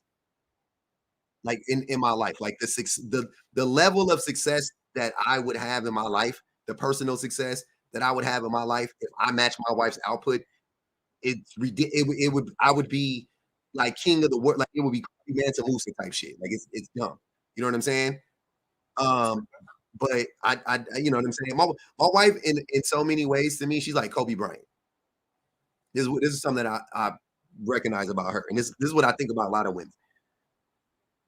I think my wife is like Kobe Bryant in the sense that like Kevin Garnett, Kobe Bryant the other one day, and he was saying he turned something body into a Bugatti. What do you say? Like some car, like a Toyota body into a Bugatti, right? A lot of what my wife does has been from her just putting in work. You know what I'm saying? Like she wasn't like, you know, she is like naturally gifted too, but I'm saying she wasn't like, it's not like she's like naturally like a fucking savant at everything or anything like that. What she's a savant at though is like working.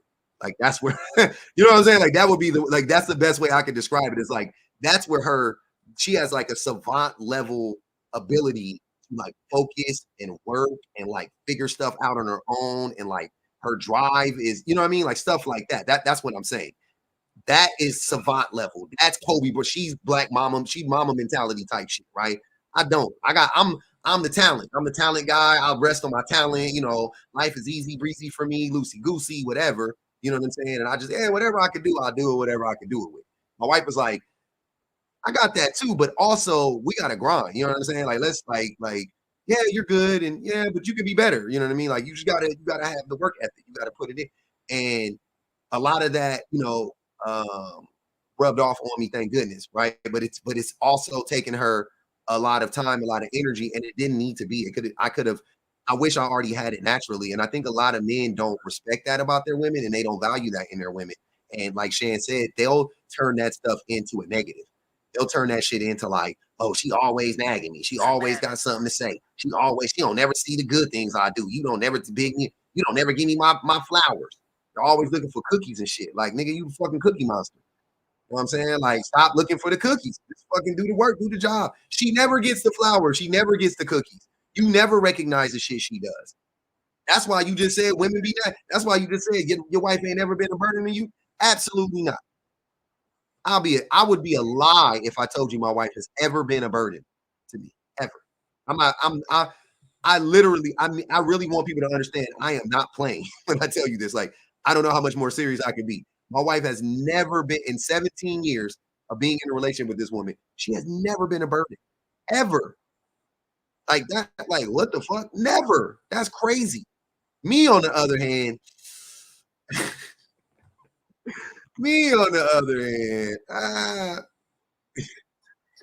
quick things, two quick small things. And what I said is not that I had the expectation that you know, that the Asian woman is supposed to be a burden. But you know, it's just food for thought because you know people are people. But the two things are one, do you believe that all women, when you talk about savant level Kobe Bryant is, do you believe all women unanimously, the majority of women, do you believe they put in the work ethic? Yeah. To be the type of person that is that Kobe Bryant to whatever situation they're in. Yeah, I think most women do that naturally. That's the thing. They're conditioned to do that. That's the thing. They don't need external. They don't need. Women don't do shit with the hope of like, oh, I got to get a man one day. Oh, I better do this so I get a man. Oh man, one day I hope I get a man. Like women be doing that shit for themselves because they have to do it. They gotta go to school. They gotta, you know what I'm saying? They gotta pay attention for their life is at it's a jungle for women in the world, right? They have to be, their senses always have to be heightened, always, right? So what does that mean? They always have to listen more than men do. Always. They always have to pay attention more. They can never not pay attention the way men could. Men float through the world like ditzy airheads compared to women. That's not completely true. Oh my God. Yeah, I was saying it's not completely true. It's not completely true.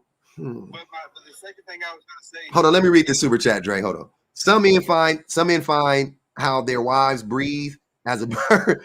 Hold on, Nikki. You gotta warn me before you say stuff like that. Nikki said some men find how their wives breathe as a burden. Why is that not? That's not funny, Nikki. Why am I laughing? Why is that? That's not funny, but I'm laughing. Y'all always say shit that I'm not supposed to laugh at that, but it's true. But it's true. Jesus Christ, man. Go ahead, BPG, please. Let BPG go. Woo. I'm saying so much. And I agree with Shan. I think a lot of times men will convince themselves like, hey, everybody's wife is irritating, and everybody deals with a woman who, she's asking for too much because she wants you to work and wash dishes. Like, how dare she ask such a thing like that? But for a man who just really has a desire to do it because they with somebody that they actually like, it's not a hard thing. It doesn't feel like a burden. So it's hard to go down the list of, what does your wife do for you that's burdensome when you're excited for her to come home, you're excited to spend time with her, you're excited to do things with her. So when she does things, you don't see it as something that's irritating or a burden. You see it as something that's exciting that you want to share with that person. And most dudes just can't wrap their heads around it. Much like they can't wrap their heads around the idea that traditional relationships don't work for women. They don't work for women because of how they are. Like financially, those women lose out. In education, they lose out. Physically. They lose out physically. They are driving themselves crazy trying to be there for families who literally use them until they can't anymore. Diseases. Yeah. They develop from that shit. Literally, like that's all of those things fall under the harm that traditional relationships do, and it's one of those things where it can't help but to go hand in hand, because when you talk about traditional relationships, they really wouldn't be so bad if it just went down to the man is working and the wife is staying at home. If it was just that, it'd be fine. It would be fine. Yep. But it always ties in those gender norms and those gender roles. And that's the part where it gets harmful, because women are pigeonholed to ideas that don't serve them on the behalf of men who always feel like, oh, it's just being a stay-at-home mom. You mean to tell me you don't have to pay bills and you get to be with your kids all day and they your kids? You should want to be with those kids. No, he don't want to be with them kids either. That's why he won't switch. That's why he don't want. He would prefer. I'm doing it now. He stay home with the kids, and then he makes the money because he can always use the excuse that he works all day, and have time for the children they created together. So it always goes through that vicious cycle of being harmful because of the fact that it has those gender roles tied to it. I'm doing it as we speak. And that's why my live's been so late in the day. Because these boys, they right there. They like Velcro. Them niggas like gnats. They be in your peripheral at all time like a gnat. Like you just always see that motherfucker right there. Like that's true. And they wait for you like that because they wait for you to be peaceful. Yeah. And you can sit there minding your business, and then you hear this like random buzzing come around. You be like, "What the heck is that?" And it's a kid. I need water. Yeah, that's you know. Can I have a snack? Asking you random questions, random scenarios that don't mean anything. My son has a habit of asking us random questions like, "Dad, would you rather?" When I was little, yesterday again. Do you Shut know up. my birthday will come around again this year because I had one birthday and I liked it, and I think I want another birthday. It's like, sir, who cares? So what you want? That's what. Just get to the point. Just tell me what you want for your birthday. That's all you trying to get to. You want some presents. You just want something. You want something else. Yeah. You ask for your birthday. You're bothering me because of that. Like that's the part. And men want to intentionally skip out on that part because they don't like that lady and they don't like those kids. Mm-hmm. And then they drive her absolutely insane. She's driving everybody else absolutely insane. And then they go, see, it shouldn't be happy wife, happy life. It should be happy spouse, happy house. No, because when you're happy, nothing gets done. When you're happy, when we focus on your happiness, you get to be the guy that goes off. It was a whole video on TikTok where these dudes was talking about the time they were supposed to go home from golfing. And all of them said 5:30 or 5 o'clock. And it was like 7:30. It was inching towards 8 o'clock, 15, 9 o'clock, and they were still out, and they just thought it was so funny. When you focus on that happy spouse, happy house dynamic, the man having happiness in those traditional relationships doesn't benefit anybody because he will focus on himself. However, with women, because of how we're conditioned, when a woman is happy, the entire mood of the house shifts. Facts. Because when she's happy, she has a desire to just do other things for other people because she wants you to be happy too. Yep. So they don't even understand how like deeply those things are connected. Yeah, if your wife happy, she'll suck it from the bite. But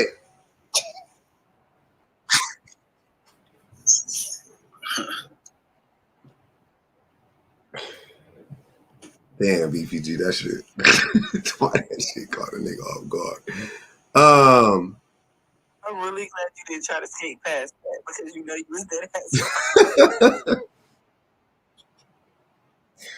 I'm just talking. Hey, man, I'm gonna be a relationship coach one day.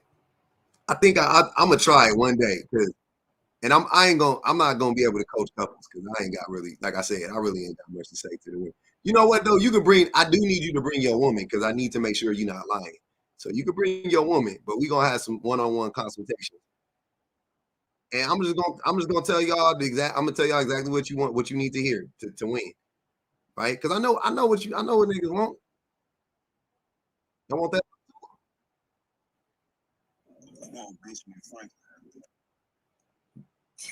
GV, Pause. Pause. You want a nigga named Benjamin Franklin. I said we want Hawk to it. You said you want Benji. Calm down. We on different planes right now, brother.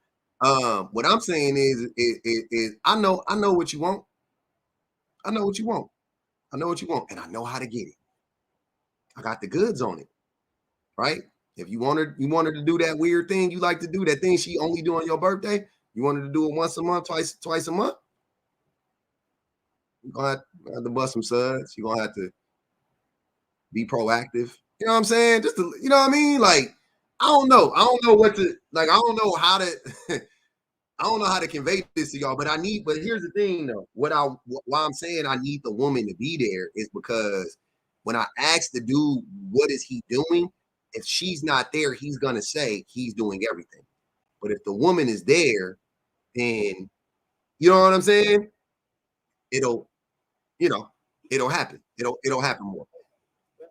He just basically said in a more graphic way that happiness increases the libido. That's it.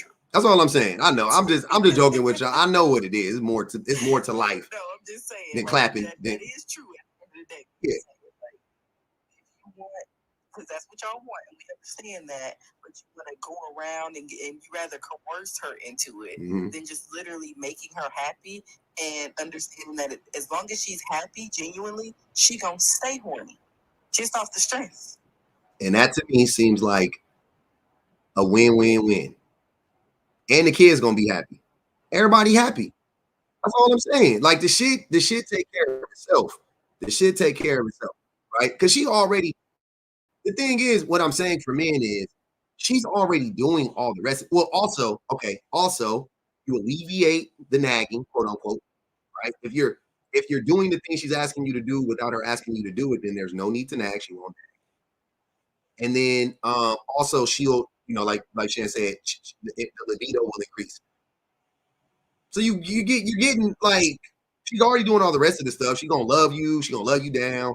She's gonna hold you when you need it. When the Lakers lose in the championship, or when Kobe Bryant died in a plane crash and you curled up in the fetal position, she gonna hold you. You know what I'm saying? When you know what I mean? Like whatever it is, she gonna be there for you, right? She already holding you down in those ways. That's it. All I'm saying. Go ahead, Dre. And I'm not, and I think that the thing that's so frustrating is like, obviously that's the answer to what we're saying, but men doing everything but that. We'll do everything but that. We're coming here and lie to each other and get in a circle jerk and start talking about not exactly, pub. Nah, not really, man. It goes both ways, man. Da-da-da-da-da. And I'm like, nah, nigga, it really don't. Like y'all, hey, hear me now, believe me later. Believe me, hear me now, believe me later. That's all I'm telling you. Like, y'all can sit here and argue all you want to till you blue in the face. But I promise you, I got the foolproof plan. For me included. I got the hut height, the perfect play to execute. The annexation of Puerto Rico, for those people that remember Little Giants. I got the perfect play for you. You know what I'm saying? It's gonna take a little elbow grease. You're gonna have to time it perfectly. But you can run the play. And it's gonna get easier and easier the more you run. That's all I'm saying. A bid, you there? Okay. I just want to make sure everybody get their chance to speak. GV, you got something to say besides due to attraction? Yeah, a lot of men need to stop chasing women and focus on their financial goals, if you will.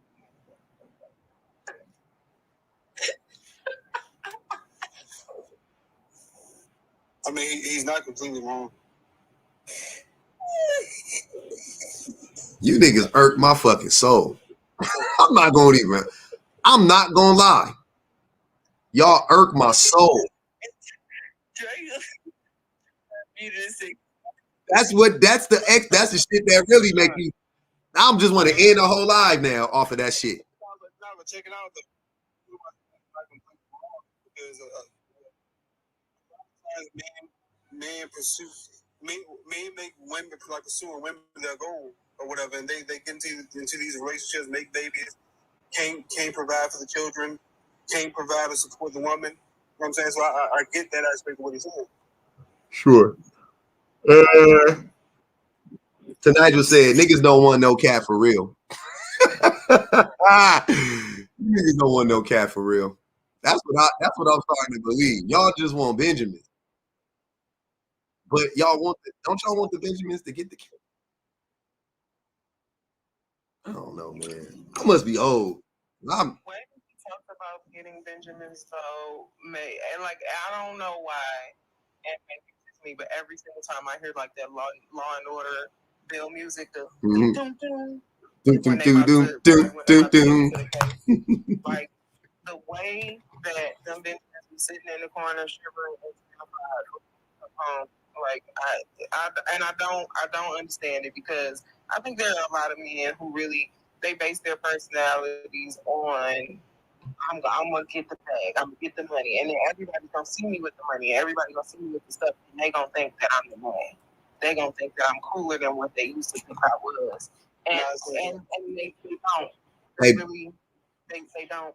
They still think that you were just as lame as you that were without the money. Just like Drizzy. Hey, Benjamin Franklin be looking at GV like this. all the GV bills, the nigga being looking like this. Nervous. If you look at all the bills have like that single solitary tear coming down the side of their cheek. I got you. Here this nigga come. It's more so men just trying to, well, some men, not all men, trying to bring something more than slanging to the table or whatever. There's nothing wrong with the guy trying to have a plan, so that when he comes to the table for his woman, he can provide, so he's not just winging it. I'm saying that's something to be commended. Trey, why you always be trying to rationalize the stupidest shit? Don't do that. He's not saying nothing. That's not what he's saying. No. I would never see the facts in, hey man, be a better person. Make your money too. You can walk and chew gum at the same time. You ain't got it ain't an option. Y'all be acting like you can't develop your character while working the job. Like, nigga. Huh? I never said to you that while you want to be career or making money or whatever, that you don't work on who you are. It's not either or. You can do both. All right, let me read this super chat, man. I'm about to end this shit. Y'all piss me off. Nikki Allen said, that's some of the realest shit you ever said. And this what GV and Dre got? Money over everything. That's all they got, Nikki. These Negroes, man. I don't know what to tell them. Hold on. Let me read these other super chats. Let me read these last two super chats. Love one said, you missed my... Oh, no. That's all. That's Peachy Queen, appreciate you. She said, the way I LOL when you said based on attraction. Hey, man, GV, I almost want to make a shirt to say based on attraction, but only like 30 people would buy it because it's too. Nah, it's too obscure. You know what I'm saying? It's too deep. It's too much of a deep cut. You know what I'm saying? We gotta wait till the platform grows. When the platform grows, I definitely will make a shirt to say based on attraction. If you still around, it's too niche. There you go. It's too niche. I need it to be look. These creating children, non-providing men with no foundation based on attraction. The attraction and lust. I'm gonna make myself one. I got to. I'm gonna make one. Hey, y'all be hearing how you hear how he waking it up a little bit.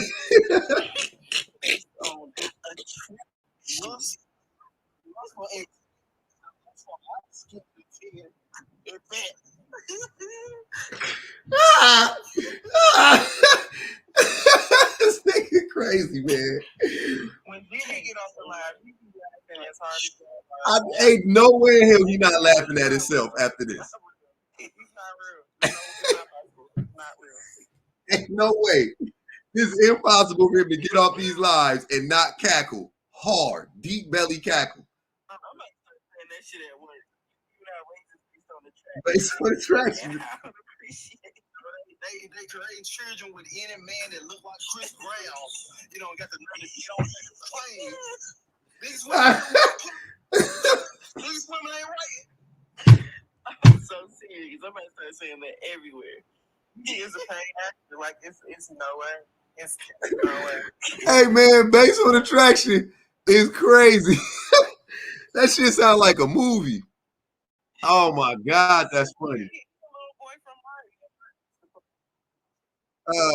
Roscoe? Snotty Nose, Roscoe, yeah.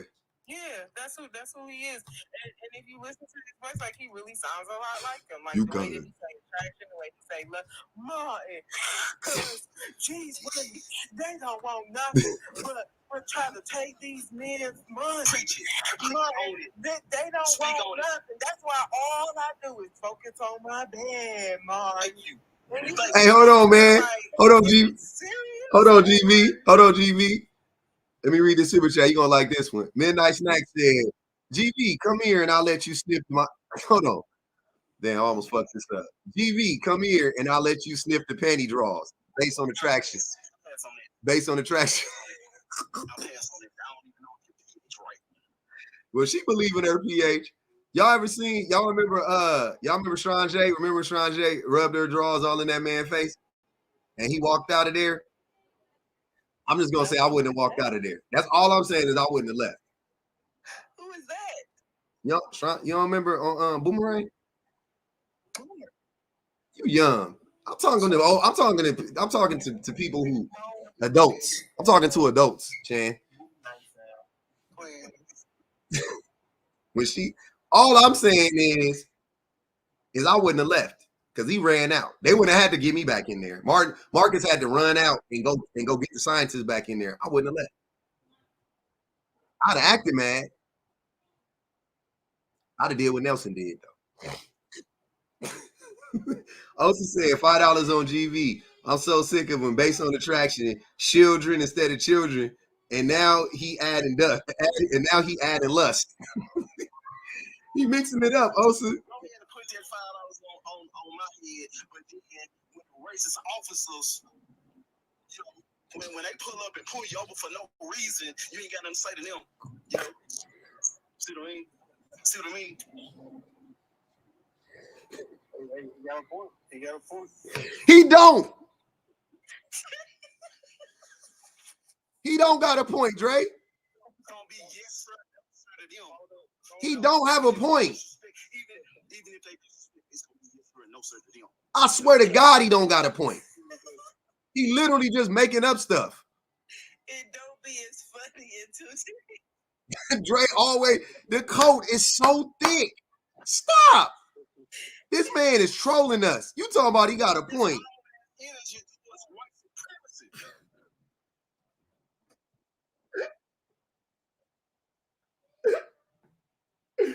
oh my God.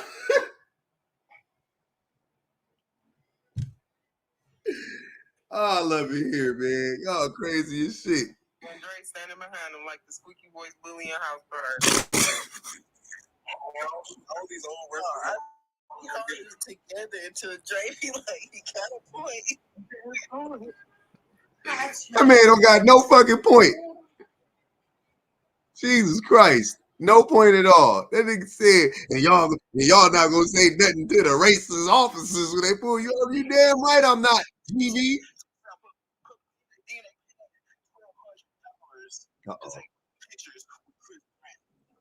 Oh, that's a new one. Hold on. So they wait. So all women or most women out here going to BBG. Did you go to the C Breezy concert? Because I don't know what about me is I like going inside people's head. I don't know why Chris Brown even come on my I can't stand it. I cannot stand it. Public. Yeah, another thing. That DV situation with Rihanna, let him have been a brown skin or a dark skin man. They wouldn't have supported him at all after that. Who supported him? Black women. Black women supported CB after he laid. Whole situation with Rihanna, you remember the DV situation? Yeah, nigga, I love Riri. Nigga. I'm saying I was looking for Chris after that. If he had been brown skin, your color or my color, they wouldn't be. Wait. I thought I was light skinned. Y'all been calling me light skinned for 2 weeks. You had me believing it. Now you switching it up. Now I'm brown skinned. Bet. Hey. Wow. Hey, yo. Hey, yo. Between the coffee dates, what you do to Ben and Carla Hey, yo. Why do you have to describe him as a snack? Like he's not a touch. This nigga. That nigga said you look like you more like a word. You more like a that nigga GV said you more like a Werther's original.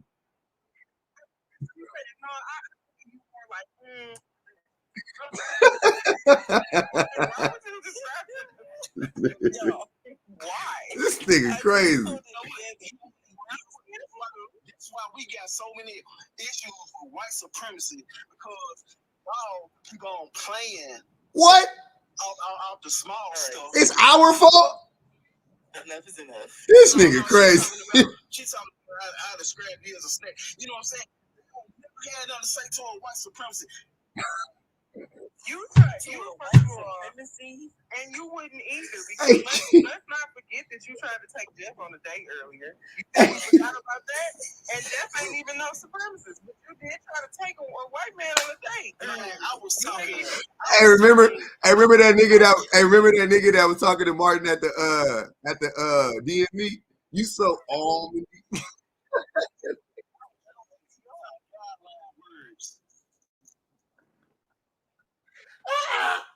Hey, that nigga, hey, I'm about to go watch that shit. Remember that? Hey, remember when he signed? Hey, remember when he signed off on Martin paper? He looked at fuck this shit. Hey, remember when he signed? He signed the fucking. Always running up behind no good, non-providing men, and they want to get on here and talk about. Oh my god! They keep busting it wide open for non-providing men. Public. So just regular men. Whoever they're attracted to. Hey, to Nigel said Kermel, spelled with two U's and two R's, an M and two L's. M-E and two Kermel. Hey, this has been fun. All's well that ends well. I really do appreciate y'all. Damn, I gotta eat. They still want GV to stand up. And they still want GV to cam up, man. Hey, but hey, we kept it civil. Only one person got dropped. I think it was Brandon, right? Of course it would be Brandon. And I appreciate that. I really do. I respect it. I feel like we had a counterproductive, productive conversation at the end of the day. Go ahead, Dre. It was based on attraction. Right. That's right. I don't even know why you're tripping until the almond itself. I'm gonna start calling you Almond Joy.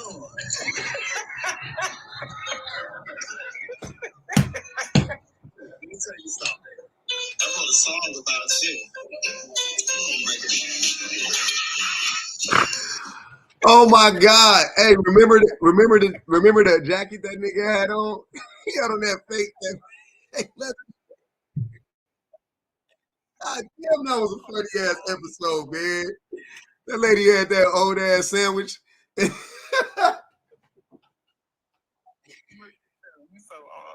Man, I'm about to watch that shit. I'm gonna call you Almond Joy. Your page gonna get hacked tonight. Watch, you gonna wake up. Not Almondy, man. Go ahead, Dre. Say your last rites, man. God damn, I'm hungry as shit. Speaking of almonds. I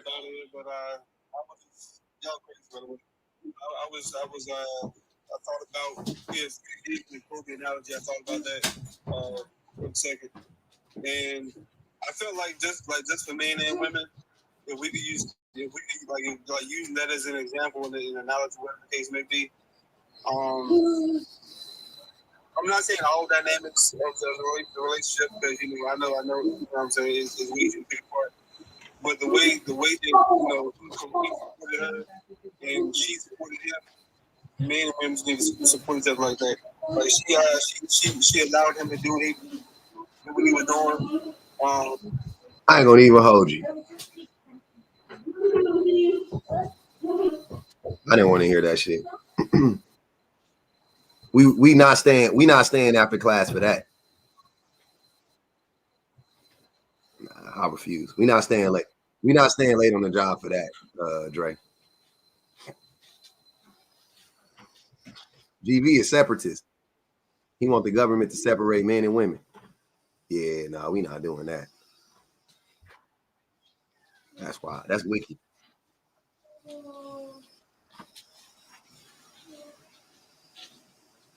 He want men and women to separate. The government to separate men and women based on attraction. Oh man, hey, we did it, man! 220,000 likes. We did it, Joe. Osa, I appreciate you. No, thank you. Hold on, did I get through all of them? Let me see. That was the realest shit you ever said, DV Dre. The way I LOL'd, DV come here. Good night. He laughing. Hold on, Ali. We got one more. Ali said he laughing when he go on mute. That's why he pretend he can't come off mute. He be cracking up in between talking to GV, be screen recording laughing.